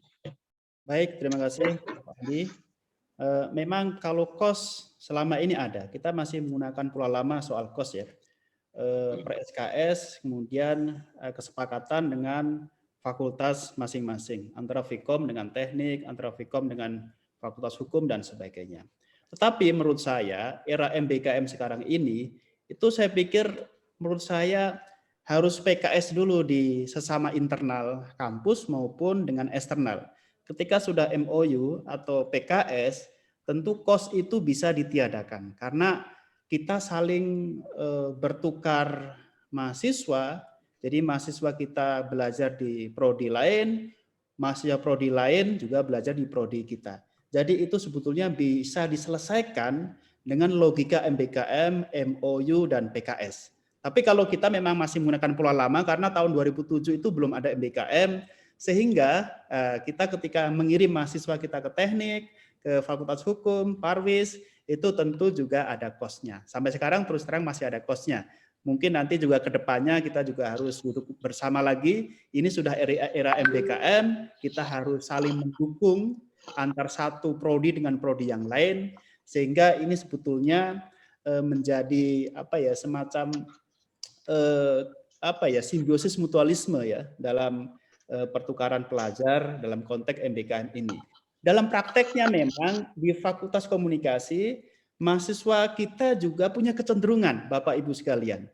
Kecenderungannya itu kita lebih banyak, mahasiswa kita itu lebih banyak mengambil di Parwis. Mungkin ada korelasi ya, di Parwis dengan KIMA ada korelasi, misalnya soal destinasi, marketing komunikasi, dan sebagainya. Promosi, dan sebagainya. Kemudian psikologi, setelah itu teknik, fakultas hukum, ekonomi, dan kemudian farmasi. Farmasi itu eksak mungkin logika berpikir mahasiswa sosial, seperti yang dijelaskan oleh Prof. Andi, itu memang agak berat mengambil di farmasi ya. Ilmu-ilmu kesehatan itu, sehingga mahasiswa kita pun lebih cenderung mengambil di pariwisata dan kemudian psikologi teknik seperti itu. Nah, mungkin pertama link and match, kedua adalah sama-sama ilmu sosial, ketiga kemudian mahasiswa ini punya kecenderungan teknis, misalnya ketika ada masalah penilaian atau masalah nilai itu prodi itu fleksibel atau tidak, itu juga menjadi rujukan mahasiswa. Kalau fleksibel punya kecenderungan untuk ambil prodi tersebut. Kalau susah misalnya, maka dia akan lebih banyak meninggalkan atau mengambil prodi yang fleksibel memberikan soal penilaian. Ini secara teknis saja sebetulnya Bapak Ibu. Jadi memang karena Vkom ini yang tadi minor itu 8, kemudian ditambah magang 3 SKS itu juga di luar. Yang satu adalah KKN, sudah kita terapkan. Mungkin di Pancasila yang semester ini, yang duluan mempraktekkan KKN untuk seluruh mahasiswa reguler, itu adalah Fakultas Ilmu Komunikasi, tapi sebesar 2 SKS. Jadi kalau dijumlah minor, KKN, dan magang itu sebesar 11 SKS. Tapi untuk program MBKM tentu itu menjadi program opsi mahasiswa pada semester 5 ya. Dan semester ini kita sudah menerapkannya sekitar 60-70 mahasiswa mengambil opsi program MBKM. Saya kebetulan kemarin juga mengunjungi mahasiswa KKN di Desa Kiarasari selama 3 kali. Itu mahasiswa di sana sangat bisa bergaul dan juga terlibat seluruh kegiatan-kegiatan masyarakat desa. Bahkan mahasiswa bisa membuat mitigasi bencana. Karena di sana itu kan puncak, ada potensi bencana longsor ya, biasanya ketika hujan terus-menerus. Kemudian mahasiswa itu membuat mitigasi bencana, dan minggu depan itu ada simulasi mitigasi bencana.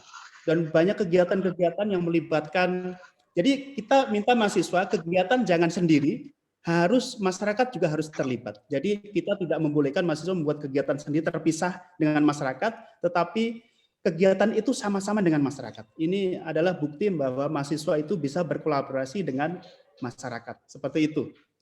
Saya pikir demikian, Prof. Andi, tambahan dari saya. Terima kasih, Pak. Oke, ada tambahan sedikit. Jadi tadi soal pertanyaan Pak Ari, tadi bahwa ini kesulitan yang bisa dihadapi, ya memang tadi persoalan eksakta dan sosial, apalagi kalau humaniora itu situ memang biasa tantangannya. Makanya solusinya adalah kita harus mencari mata kuliah yang serumpun, artinya yang memang ada sedikit persinggungan lah antara satu dengan yang lainnya. Umpamanya tadi kalau kita di teknik ya kan ada teknik informatika. Nah, di sini persaudaraannya di aspek informatikanya tadi itu. Kalau tadi bisnis ya memang kan ada bisnis media ya. Begitu juga kalau psikologi ya memang komunikasi kan juga berkaitan dengan aspek kemanusiaan. Jadi tentu penting untuk mengetahui aspek kejiwaan, dan memang juga ada mata kuliah psikologi komunikasi yang tidak perlu lagi kami tawarkan di Vkom, tapi itu diambil dari Fakultas Psikologi misalnya. Begitu juga soal destinasi. Kemudian juga tadi aspek fleksibilitas atau rigiditas. Prodi masing-masing itu yang menjadi penerima mahasiswa minor. Kalau mereka biasanya hitam putih, ya tidak mau pusing, ya sudah, mahasiswa itu biasa terkatung-katung, ya kurang diperhatikan karena mungkin prodinya hanya bersifat umum, ya aspek kemanusiaannya mungkin agak kurang, ya sehingga ya mahasiswa tidak diperhatikan secara khusus, ya bukan juga secara berlebih seolah-olah membeda-bedakan yang lain, tapi ini perlu memang treatment khusus karena ini dari fakultas lain yang mungkin juga agak sedikit terisolir di lingkungan di mana mereka mengambil minor, ya. Begitu juga untuk Pak Sukardi, ya. Sebetulnya kalau kami dulu itu mulai dari semester 3 kami sudah tawarkan itu 45, sebetulnya hanya 2 semester, ya. Tetapi sekarang ini kalau modelnya MBKM ini ya sudah fleksibel, sudah mulai awal sampai akhir. Ya mungkin kalau awal ya tentu masih bersifat internal semua karena ada MKDU, ya. Dan juga biasanya ada aspek lain seperti bahasa. Kadang juga kita kan masih mengajarkan bahasa Inggris dan bahasa Indonesia. Yang seharusnya itu tidak perlu lagi, ya. Saya agak setuju juga dengan Mas Menteri itu. Masa belajar bahasa Inggris itu sudah 6 tahun SMP, SMA, ya masih harus belajar lagi bahasa Inggris di universitas. Seharusnya kan ya dulu orang tua kita, kakek kita belajar bahasa Belanda dan Jepang, 3 tahun sudah menguasai bahasa itu karena bahasa itu kan cukup 1000 jam sebetulnya udah kita kuasai. Jadi ini juga persoalan di SMA barangkali. Ya, mohon maaf Bapak Guru, Ibu Guru. Ya ini seharusnya soal bahasa, pikiran saya udah selesai itu. Bahasa Indonesia apalagi? Bahasa Indonesia sejak kita lahir sudah berbahasa Indonesia. Masih juga dipelajari terus, ya. Dan anehnya juga ya memang kelihatan anak-anak juga tidak menguasai bahasa Indonesia. Dalam hal penulisan, dia belum bisa membedakan awalan di dengan kata depan di, begitu juga awalan ke dengan kata awalan akhiran, awalan ke dengan kata depan ke. Mereka banyak sekali tidak bisa membedakan kapan luluhnya huruf awal itu umpamanya KTSP, K luluh apabila dimasuki umpamanya mengekalkan, mengikis, mengaitkan, kan masih banyak menulis mengkaitkan, ya. Ini kan salah, sama juga menyejahterakan ditulis mensejahterakan, seharusnya kan menyejahterakan, ya.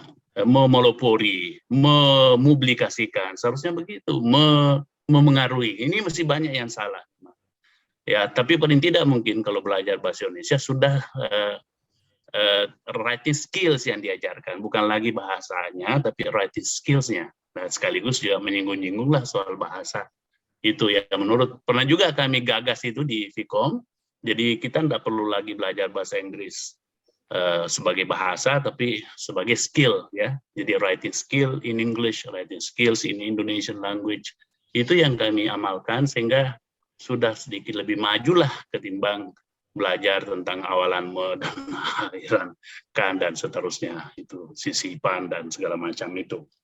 Oke, mungkin begitu ya Pak Moderator, ya silakan. Kami masih bisa bertahan ini insya Allah sampai selesai. Ya, untuk terima kasih banyak Prof. Ya. Ya, ini silakan. Ternyata di atasnya Pak Kardi ada Pak Dani, Pak Prof. Pak Dani, ya, Pak di atasnya Dani. Pak Kardi itu yang menanyakan apakah perlu dirombak Pak kurikulumnya kalau ingin menyesuaikan ini. Oh iya, iya. Fatur Rahman, ya. Oke, jadi seperti yang saya katakan tadi, ya selamat Pak ya. Kalau ini pertama udah bisa Pak Dani juga bergabung ya. Jadi memang sih kan kurikulum itu ya ini ada asesor Ban PT, bahkan bukan asesor Ban PT, direktur Ban PT Pak, mantan Direktur Pak Fauzri sangat mengerti bahwa setiap 5 tahun kan memang kita harus tinjau kurikulum itu, ya. Tentu sebelum 5 tahun juga sudah mulai kita ancang-ancang karena sering juga ada masalah ya ke mahasiswa dan dosen apabila kita ada mengubah mata kuliah dan dosen, ya. Selalu ada sedikit gesekan-gesekan itu dengan dosen karena ada orang dosen maunya mengajarkan ini saja mata kuliah itu terus saja yang mau diajarkan, kan mungkin memang dia kuasai, ya, sekalipun kadang-kadang juga kurang berkembang karena kurang membaca ilmu itu, ya. Sehingga kalau ada mata kuliah baru mereka agak resisten, ya. Saya kan tidak tahu ya, padahal maksud kita itu ya sebagai pengelola pendidikan ya kita inginkan agar mereka itu belajar ilmu baru, belajar metode baru, belajar paradigma baru, belajar konsep baru, ya. Jadi dosennya juga berkembang dan diharapkan juga dosen meneliti. Jadi seharusnya jangan resisten kalau ada perubahan mata kuliah. Ini terutama biasa dosen yang tidak pernah terlibat dalam prodi, kaprodi atau wakil dekan, pejabat kampus, itu biasanya itu resisten. Saya tidak mau ini ada mata kuliah ini, aneh mata kuliah apa itu, ya. Pada mereka tidak mengikuti perkembangan ilmu pengetahuan yang digagas di Dikti umpamanya dari kementerian atau juga kadang-kadang di Kopertis itu ada ide-ide baru yang kita harus juga segera tangkap, ya. Jadi singkatnya ya saya kira memang kalau mau ini harus ada mungkin juga bukan konstruksi besar-besaran tapi adaptasi, ya, sehingga tadi mata kuliah yang masuk minor itu dirumuskan bersama bahwa inilah yang akan jadi minor, ini yang akan mayor, jadi dikalkulasi lagi 144 SKS sampai 160 SKS, ini mana yang kita masukkan pilihan dan mana yang kita masukkan utama gitu. Jadi tentu internal prodi dan di-SK-kan oleh dekan biasanya dan diajukan ke rektor untuk tinggal ditandatangani. Apalagi kalau Pak Fauzri yang ini ya tinggal paras saja dan sudah selesai gitu.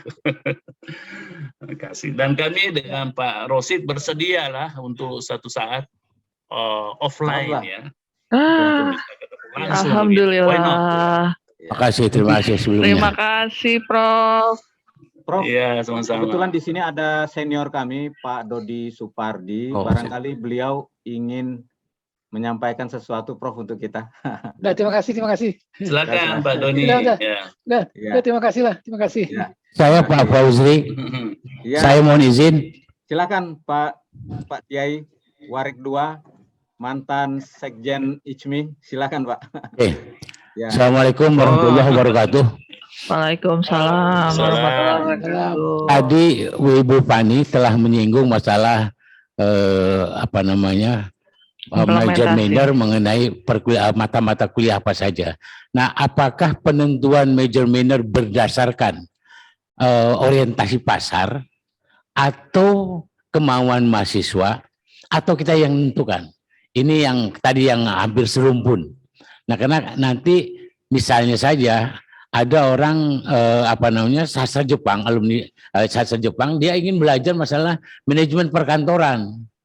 Nah, itu kan kemampuan keinginan di pasar misalnya, mengadaptasi keinginan pasar. Apakah seperti itu atau kita mencari mata kuliah yang serumpun tadi Profesor bilang.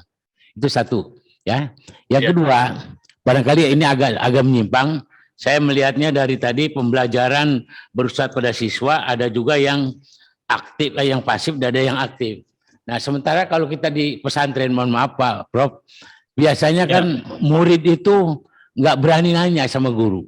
Kalau di pesantren, malah suka ditanya kalau kita bertanya itu dikasih ayat la tasalan asya'in tubdalakum tasukum. Nah, itu hal-hal semacam itu yang kadang-kadang di pesantren, sehingga anak-anak pesantren itu ya kurang kreatif gitu dari segi mengamalkan ataupun ada ketakutan. Nah, ini mohon komentar dari Prof. Andi. Terima kasih. Assalamualaikum warahmatullahi wabarakatuh. Waalaikumsalam. Waalaikumsalam warahmatullahi wabarakatuh. Ya. Silakan langsung, Prof. Jadi betul sekali, ya. sebetulnya ya apa yang kami lakukan ya tadi itu kami pertemuan di tingkat pimpinan ya, prodi, dekan, wakil dekan. Tentu kalau ini sekarang sudah harus tingkat universitas, bahkan juga sudah tingkat interuniversitas karena sudah MBKM, sudah sistem nasional ya. Jadi itu dibahas tentang mata kuliah tadi. Lalu kita sampaikan kepada mahasiswa bahwa inilah mata kuliah yang menurut kita bisa serumpun dengan mata kuliah yang dikembangkan di fakultas masing-masing ini. Namun demikian ya, karena idenya tadi ini merdeka belajar dan kampus merdeka, artinya mahasiswa lah itu yang merdeka menentukan, ya mereka tetap bisa juga keluar dari yang tadi kita sarankan itu ya. Yang penting di fakultas mana, universitas mana, di prodi mana, itu mereka bisa ambil ya, dan mereka melaporkan kepada prodi di mana dia mengambil mayor, Pak. Jadi sangat fleksibel ya model ini, namun ya tentu universitas juga, fakultas juga, prodi juga harus memang fleksibel. Jadi flexibility here is more important than rigidity. Kan ada itu parochial model, kemudian ada flexible model dalam ilmu komunikasi. Kebetulan beberapa waktu yang lalu saya ada YouTube itu, saya sampaikan dua model ini, dan bagaimana kalau model komunikasi Islam. Nah ini untuk menjawab yang kedua, ya sebetulnya dalam komunikasi Islam itu ada yang disebut dengan musyawarah ya, ada taklimut taklim, ada proses belajar mengajar di mana itu santri harus aktif bertanya, dan biasanya kalau di model baca kitab itu justru santri lah yang membaca kitab ya, yang disuruh menjelaskan. Nanti kalau penjelasannya itu kurang tepat, barulah Pak Kiainya yang meluruskan. Ya tentu di pesantren-pesantren modern lebih maju lagi ya, pendekatan didaktik metodiknya ya. Tetapi di tradisional pun sudah lama memperkenalkan ini. Ya cuma memang ya kalau sudah tadi Pak Kiai sudah mengatakan inilah yang merupakan jumhurul ulama ya, pandangan jumhur yang dikenal di kalangan ulama atau yang dianut di pesantren itu, maka tentu biasanya mahasiswa atau santri tadi sudah tidak mau lagi protes ya. Tetapi biasanya anak santri ya, itu Pak Doni kalau sudah masuk di UIN ya, mereka ini ternyata sangat egaliter ya, mungkin karena sudah terbiasa bergaul dengan sesama santri secara egaliter ya. Ya seperti yang digambarkan oleh film Negeri 5 Menara itu ya, ya ternyata ketika masuk kampus mereka ini memang sangat egaliter dengan kawan-kawannya, dengan kakak-kakaknya gitu ya, sehingga terbina tadi model pembelajaran yang sifatnya juga egaliter dan sharing pengetahuan juga sifatnya egaliter, sehingga dengan demikian ilmu mereka juga bisa berkembang begitu. Begitu memang Pak Kiai ini, alhamdulillah Pak Kiai ini ternyata ayat-ayat, hadis-hadis tadi dan petua-petua ulama itu tetap bisa tersampaikan kepada kita ini.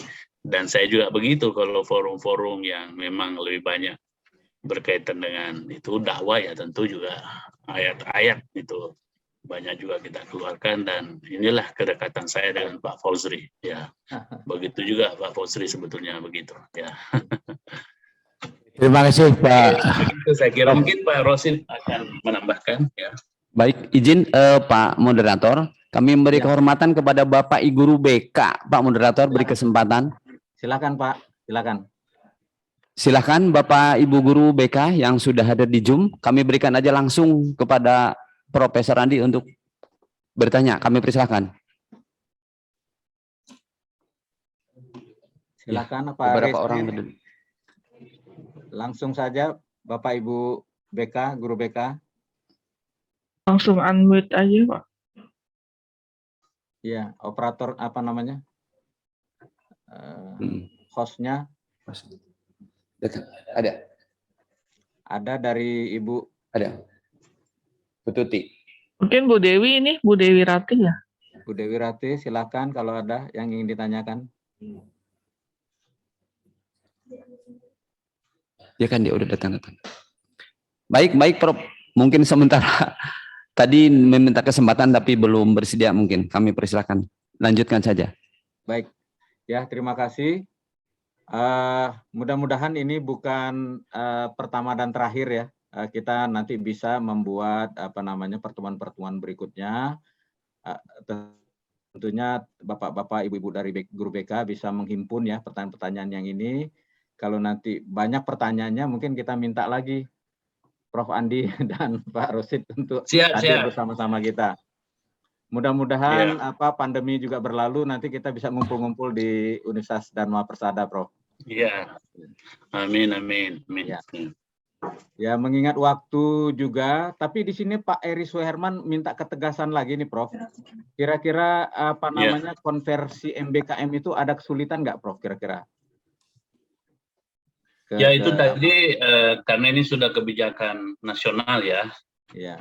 Dan tentu sudah disiapkan semua perangkatnya dan seharusnya intinya memang harus fleksibel. Kalau mereka tidak fleksibel ya tentu kurang mendukung ya.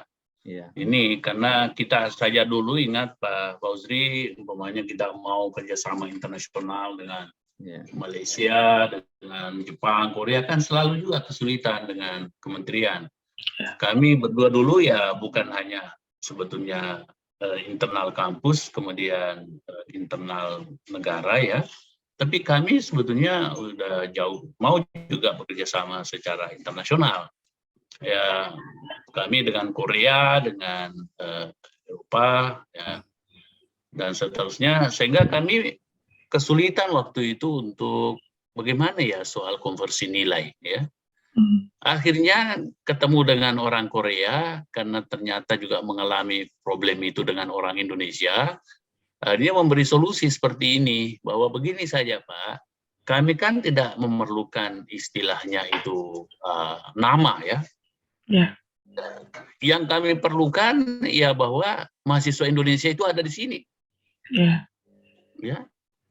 Mahasiswa Korea ada di sana. Nah, soal nilai ya tergantung kepada dosen masing-masing aja lah.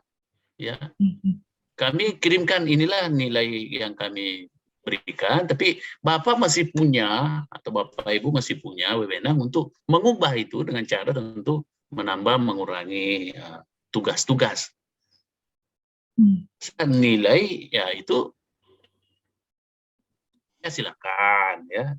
Nah, tapi kami ya yang penting kan sudah lulus, jadi tidak perlu dipersoalkan karena di Korea yang penting ya sudah ada orang Indonesia di sini, ada paspornya, ada visanya, ada fotonya dan hadir, apalagi sudah direkam, ada videonya, jadi tidak ada lagi bukti yang lebih hebat daripada itu ya untuk internasionalisasi, bukan kertas-kertasnya ya, tapi esensinya ya mereka sudah di sini. Nah, saya kira ini solusi yang baik sekali kami temukan, akhirnya kami coba menempuh itu ya, dan rupanya diterima. Jadi loncatan-loncatan kami ya bukan hanya tadi secara nasional atau internal kampus, tapi juga secara regional dan internasional gitu ya. Baik Prof, terima kasih banyak, luar biasa sekali. Waktunya singkat tapi yang kami peroleh sangat banyak sekali. Kepada Bapak Ibu dari guru-guru BK, insya Allah nanti anak-anak Ibu yang anak-anak Bapak yang akan dimasukkan ke Unsada akan digodok melalui pendekatan ini. Jadi major minor ini memang sudah terbukti sangat unggul sekali dan bahkan sudah dilakukan di benua Amerika sana sejak lama. Dan Prof. Andi dengan teman-teman di Vkom Pancasila. itu Pancasila sudah menerapkannya Ya, seperti tadi disampaikan bahwa ini prodi baru, akreditasinya langsung A, dan mahasiswanya itu sudah nolak-nolak ya. Jadi memang luar biasa sekali. Ya, saya tuh banyak sekali berguru dengan Prof. Andi walaupun beliau lebih muda dari saya. Ya. Ini masalah dunia aja belum terserap, apalagi masalah akhiratnya ya. Jadi beliau ini memang banyak yang bisa kita pelajari. Nah, kemudian Bapak Ibu dari Unsada, kita memang akan secara intensif nanti mengembangkan kurikulum ini. Kebetulan mayor minor ini sangat relevan sekali dengan MBKM, sehingga memang kita boleh dikatakan mau tidak mau ya harus menerapkannya, dan memang value-nya luar biasa. Jadi value yang luar biasa ini ya tentu tidak akan kita lewatkan begitu saja, akan kita adopsi, akan kita laksanakan di Unsada. Dan lebih senang dan bersyukur lagi Prof. Andi dan Pak Rosid bersedia menemani kita nanti di dalam kelompok ini. Alhamdulillah. Alhamdulillah. Nah, Pak Rosid dan Prof. Andi, kami selalu ditemani oleh bapak ibu-ibu kami dari dari yayasan, Pak, karena beliau itu sangat konsen sekali, Pak, untuk mengadopsi hal-hal baru yang positif yang membuat kita suatu hari akan menjadi universitas yang leading, Pak. Nah, sekarang kita mencoba mengikuti dulu, mengikuti yang ada. Mudah-mudahan tidak terlalu lama bisa kami mengikuti, mengadopsi, menjadi setara.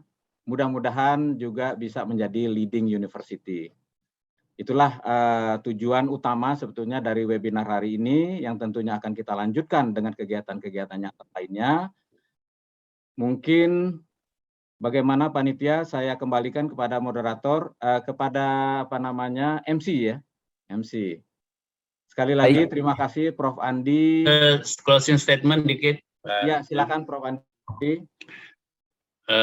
Jadi sebetulnya kalau kita lihat sekarang ini dengan MBKM atau mayor minor, dengan tadi 5-in-1 atau 9-in-1, sebetulnya ini merupakan shortcut ya, yang sangat luar biasa untuk akselerasi ya.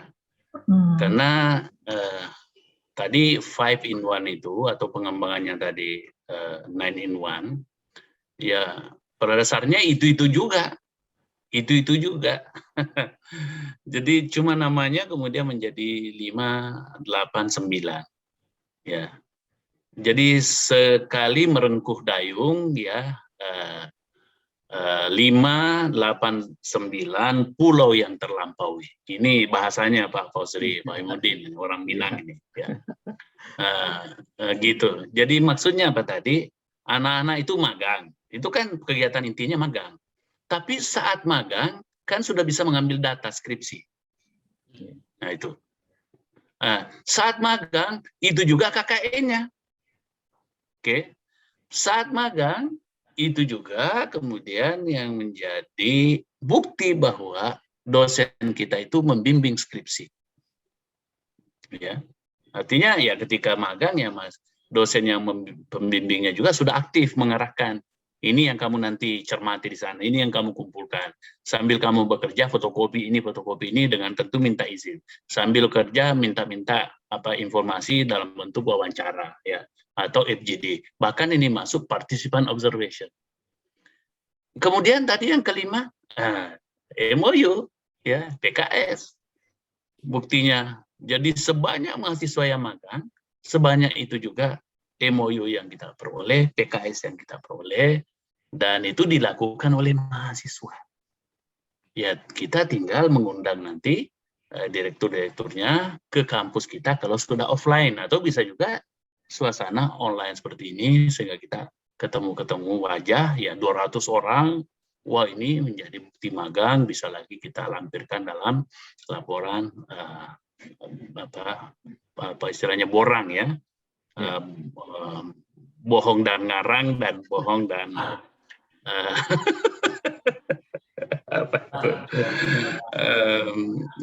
ngarang apa istilahnya orang itu yang membosankan itu ya itu ini canda-candanya ya, jadi boring. Yang betul boring ya. Kemudian tadi kalau pemerintah menjadikan 89 itu kan hanya pengembangannya, dikatakan kegiatan kemanusiaan. Itu kan tadi KKN. Atau diistilahkan artinya belajar mengajar. Nah, itu kan juga hanya sharing saja. Itu juga sebetulnya. Jadi apa yang kami pikirkan adalah ini merupakan loncatan yang sangat luar biasa dan juga diimplementasikan oleh Pak Mas Menteri, yang sekalipun kami tidak pernah ketemu dengan Mas Menteri secara resmi kecuali kalau ada acara-acara saja, ya, video presentasi, kemudian kita jabat tangan ya sudah, lepas begitu saja. Tapi ya saya kira juga Mas Menteri tidak pernah membaca apa yang dilakukan oleh Vkom ya. Tapi ini murni memang pengalaman dari luar, karena seperti itu di luar negeri ya. Jadi jangan ragu, saya kira ini harus, kalau saya mutlak segera dilakukan, karena bisa langsung 20 SKS yang kita juga pengelola kampus, prodi, kaprodi, fakultas tidak terlalu sibuk karena itu dilakukan oleh orang lain. Kita hanya mengadministrasi saja ya. Karena KKN-nya sudah di sana, juga semuanya sudah di sana. Apalagi saya ada gaji. Saya waktu di UIN itu, waktu wakil rektor, juga ada gaji dari PLN, ada gaji dari PNM, ada gaji dari Telkom, anak-anak ini. Dan gajinya lumayan, ya, bisa sampai 2 juta per bulan. Ini kan artinya menjadi juga tambahan lagi pengalaman kerja yang bisa disebutkan di CV-nya anak itu ketika sudah selesai nanti. Padahal kan itu juga, magang itu juga, KKN itu juga, mengambil skripsi itu juga, data itu juga, dan juga bukti kerjasama itu juga, dan kemanusiaan itu juga. Jadi saya kira segera saja kita ini melangkah dan bisa dengan Vkom, dengan Mas Rosid, kita mulai dari situ ya, dan kita juga bisa saling mengunjungi. Oke. Dan terakhir ya tentu kami siap ya satu saat kalau memang mau offline diundang untuk melihat kurikulumnya, terutama kalau kurikulum komunikasi ya kami tentu bisa lebih cepat lagi untuk bisa memberi kontribusi atau penilaian-penilaian sesuai dengan best experiences of Faculty of Communication, the University of Pancasila. Nah, demikian. Terakhir sekali, terima kasih semuanya Bapak Ibu yang tetap ini 111. Kembali lagi 111. Masya Allah. Mulai dengan Masya Allah. Kembali lagi 111. Nah, ini nggak direncanakan ya, Bro. Luar biasa. Dan Pak Doni tentu mengingat bagaimana lahirnya Imam Al-Ghazali itu ya. Nah, ini mirip-mirip itu. Lahirnya Imam Al-Ghazali 11 itu ya. Mungkin itu maknanya ya. Demikian saya kembalikan lagi ke Pak Moderator dan diteruskan kepada host Pak Yos. Pak Yos, nanti kita ketemu ya Pak Yos ya. Baik Prof. Semoga panjang umur. Amin. Insyaallah, amin. Baik. Ya, kita ketemu dalam waktu dekat. Terima kasih. Ya. Sekali lagi terima kasih Prof. Andi, Pak Rosid. Kita kembalikan kepada Pak Yos untuk ada lagi satu Pak. Ya. Maaf, saya Silakan, ada 15 program unggulan. Ya, Prof. Ini tadi baru 1. Oh, ada iya. 14 lagi kalau mau Iya. internasional yang Iya. bisa kami sampaikan nanti satu saat ya. Siap. Ini baru Siap, Prof. 1, ini semua temuan-temuan ketika di Vkom dulu di Pancasila yang kami terapkan di UIN. Jadi mau internasionalisasi ada lagi itu wahyu-wahyu apa bukan wahyu, ilham-ilham yang kami terima dulu dari langit ke-7 mungkin ya, sehingga bisa berguna lah untuk kita semua. Insyaallah, Prof. Terima kasih banyak Prof atas kesempatan yang Prof buka untuk kami. Insyaallah pasti kami manfaatkan karena kecintaan kita terhadap kemajuan pendidikan di Indonesia memang tidak pernah luntur ya Prof. Kalau saya diskusi dengan Prof Andi ini rencana selesai asar akhirnya isya juga. Memang nggak selesai. Ya, baik Prof Yos, silakan Pak Ustadz Yos. Baik, terima kasih. Mungkin yang terakhir closing dari Bapak Rektor. Kami persilakan Pak Rektor. Terima kasih Pak Yos. Yang kami hormati Profesor Andi dan Pak Rosid, Pak Dodi, dan Bapak Ibu YMS, dan jajaran Musada ya. dan audiens dari luar, dari Bapak Ibu BK, siswa-siswa. Jadi kita baru saja selesai selama 2 jam ya, hampir 2 jam, pencerahan mengenai suatu metode yang baru secara nasional maupun namun secara internal Pancasila ternyata sudah lumayan lama, sejak 2007. Tentunya ini hal-hal yang baik, kita akan mengadopsi sesuai dengan resources kita. Terima kasih. Yang penting selama 2 jam ini merupakan awal ya. Yang lebih penting lagi adalah follow up-nya. Tindak lanjutnya yang tentunya akan berjalan mungkin sustainable ke depan.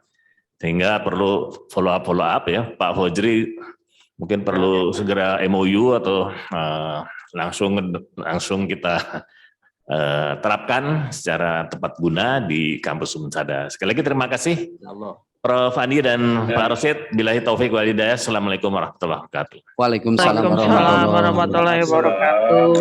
Baik, Terima kasih semuanya. terima kasih Bapak Rektor, terima kasih Prof. Andi, terima kasih Bapak Rosid, yang mudah-mudahan dengan pembelajaran mayor minor ini mahasiswa mempunyai nilai tambah. Amin. Dari orang lain agar dunia mencarinya. Baik, Prof.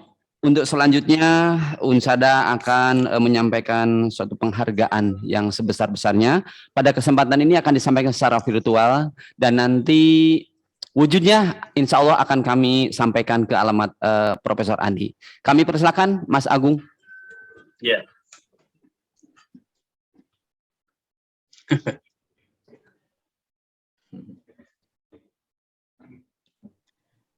Baik, Prof. Mohon diterima, Prof, dengan tulus dan ikhlas. Ya, makasih banyak. Ini penghargaan yang luar biasa. Bisa lagi saya digunakan untuk naik pangkat. Alhamdulillah. Ya. Mau naik kemana lagi, Prof? Itulah makanya sudah top ini. Ya. Bertahannya Pak yang lebih naik buat keberkahan dan Baik, baik, terima kasih Prof. Untuk selanjutnya kita akan foto bersama agar mempunyai dokumentasi bahwa kita pernah bertemu dengan Prof. Andi meskipun melalui virtual. Kami persilahkan, host, kami persilahkan dihitung saja berapa layar. Baik Bapak Ibu, mohon izin waktunya untuk membuka kameranya, Bapak Ibu guru BK juga. Untuk slide pertama kita ada 5 slide, mari kita mulai dari pertama. Slide pertama, 1, 2, 3.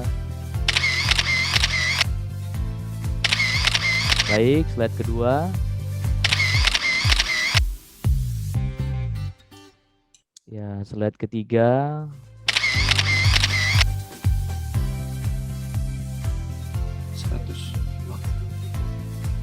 Slide keempat. Baik, yang terima sudah. Baik, terima kasih Bapak Ibu, sehat selalu. Baik, terima kasih Mas Agung. Prof. Andi, terima kasih.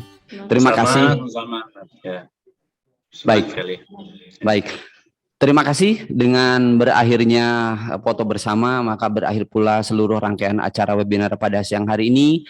Kami tidak lupa menghaturkan terima kasih kepada Prof. Andi, Bapak Rosid, pengurus Yayasan Mati Sakura, Bapak Ibu BK, Bapak Ibu dosen, dan terutama adik-adik siswa yang saya cintai sudah dengan setia mengikuti webinar pada siang hari ini. Mudah-mudahan kita mendapatkan nilai tambah dan hari ini lebih baik daripada hari kemarin.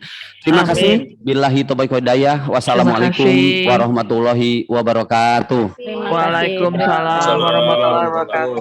Terima kasih Prof. Terima kasih Pak Fauzi. Ya. Yo, sama-sama Prof. Terima kasih ya. Pak Agung ya. Terima kasih. Terima kasih Pak. Ya. Mohon maaf lahir batin apabila ada yang kurang. Mbak Dewi. Ya. Terima kasih. Ada Dewi, ada Devi ya. Ya. Terima kasih Prof. Terima kasih Prof. Albertine Manderop ya. Terima kasih Prof. Andi. Ada yang Nabi Yahya di sini. Mohon maaf mengganggu terus Prof bertanya. Ya, senang sekali. Malah kami senang kalau ditanya ya, biar bisa refleksi ya. Baik, baik. Terima kasih. Izin Prof, izin kami akan live. Ya. Terima Pak kasih, Fosri, Prof. jalan-jalan ya ke Cilandak, Pak Fosri. Terima kasih. Terima kasih. Selamat siang semuanya. Ya, Salam siang kita sehat. live ya bersama. Bye. Terima kasih banyak Foni semuanya. Kasih Mas Rosid ya.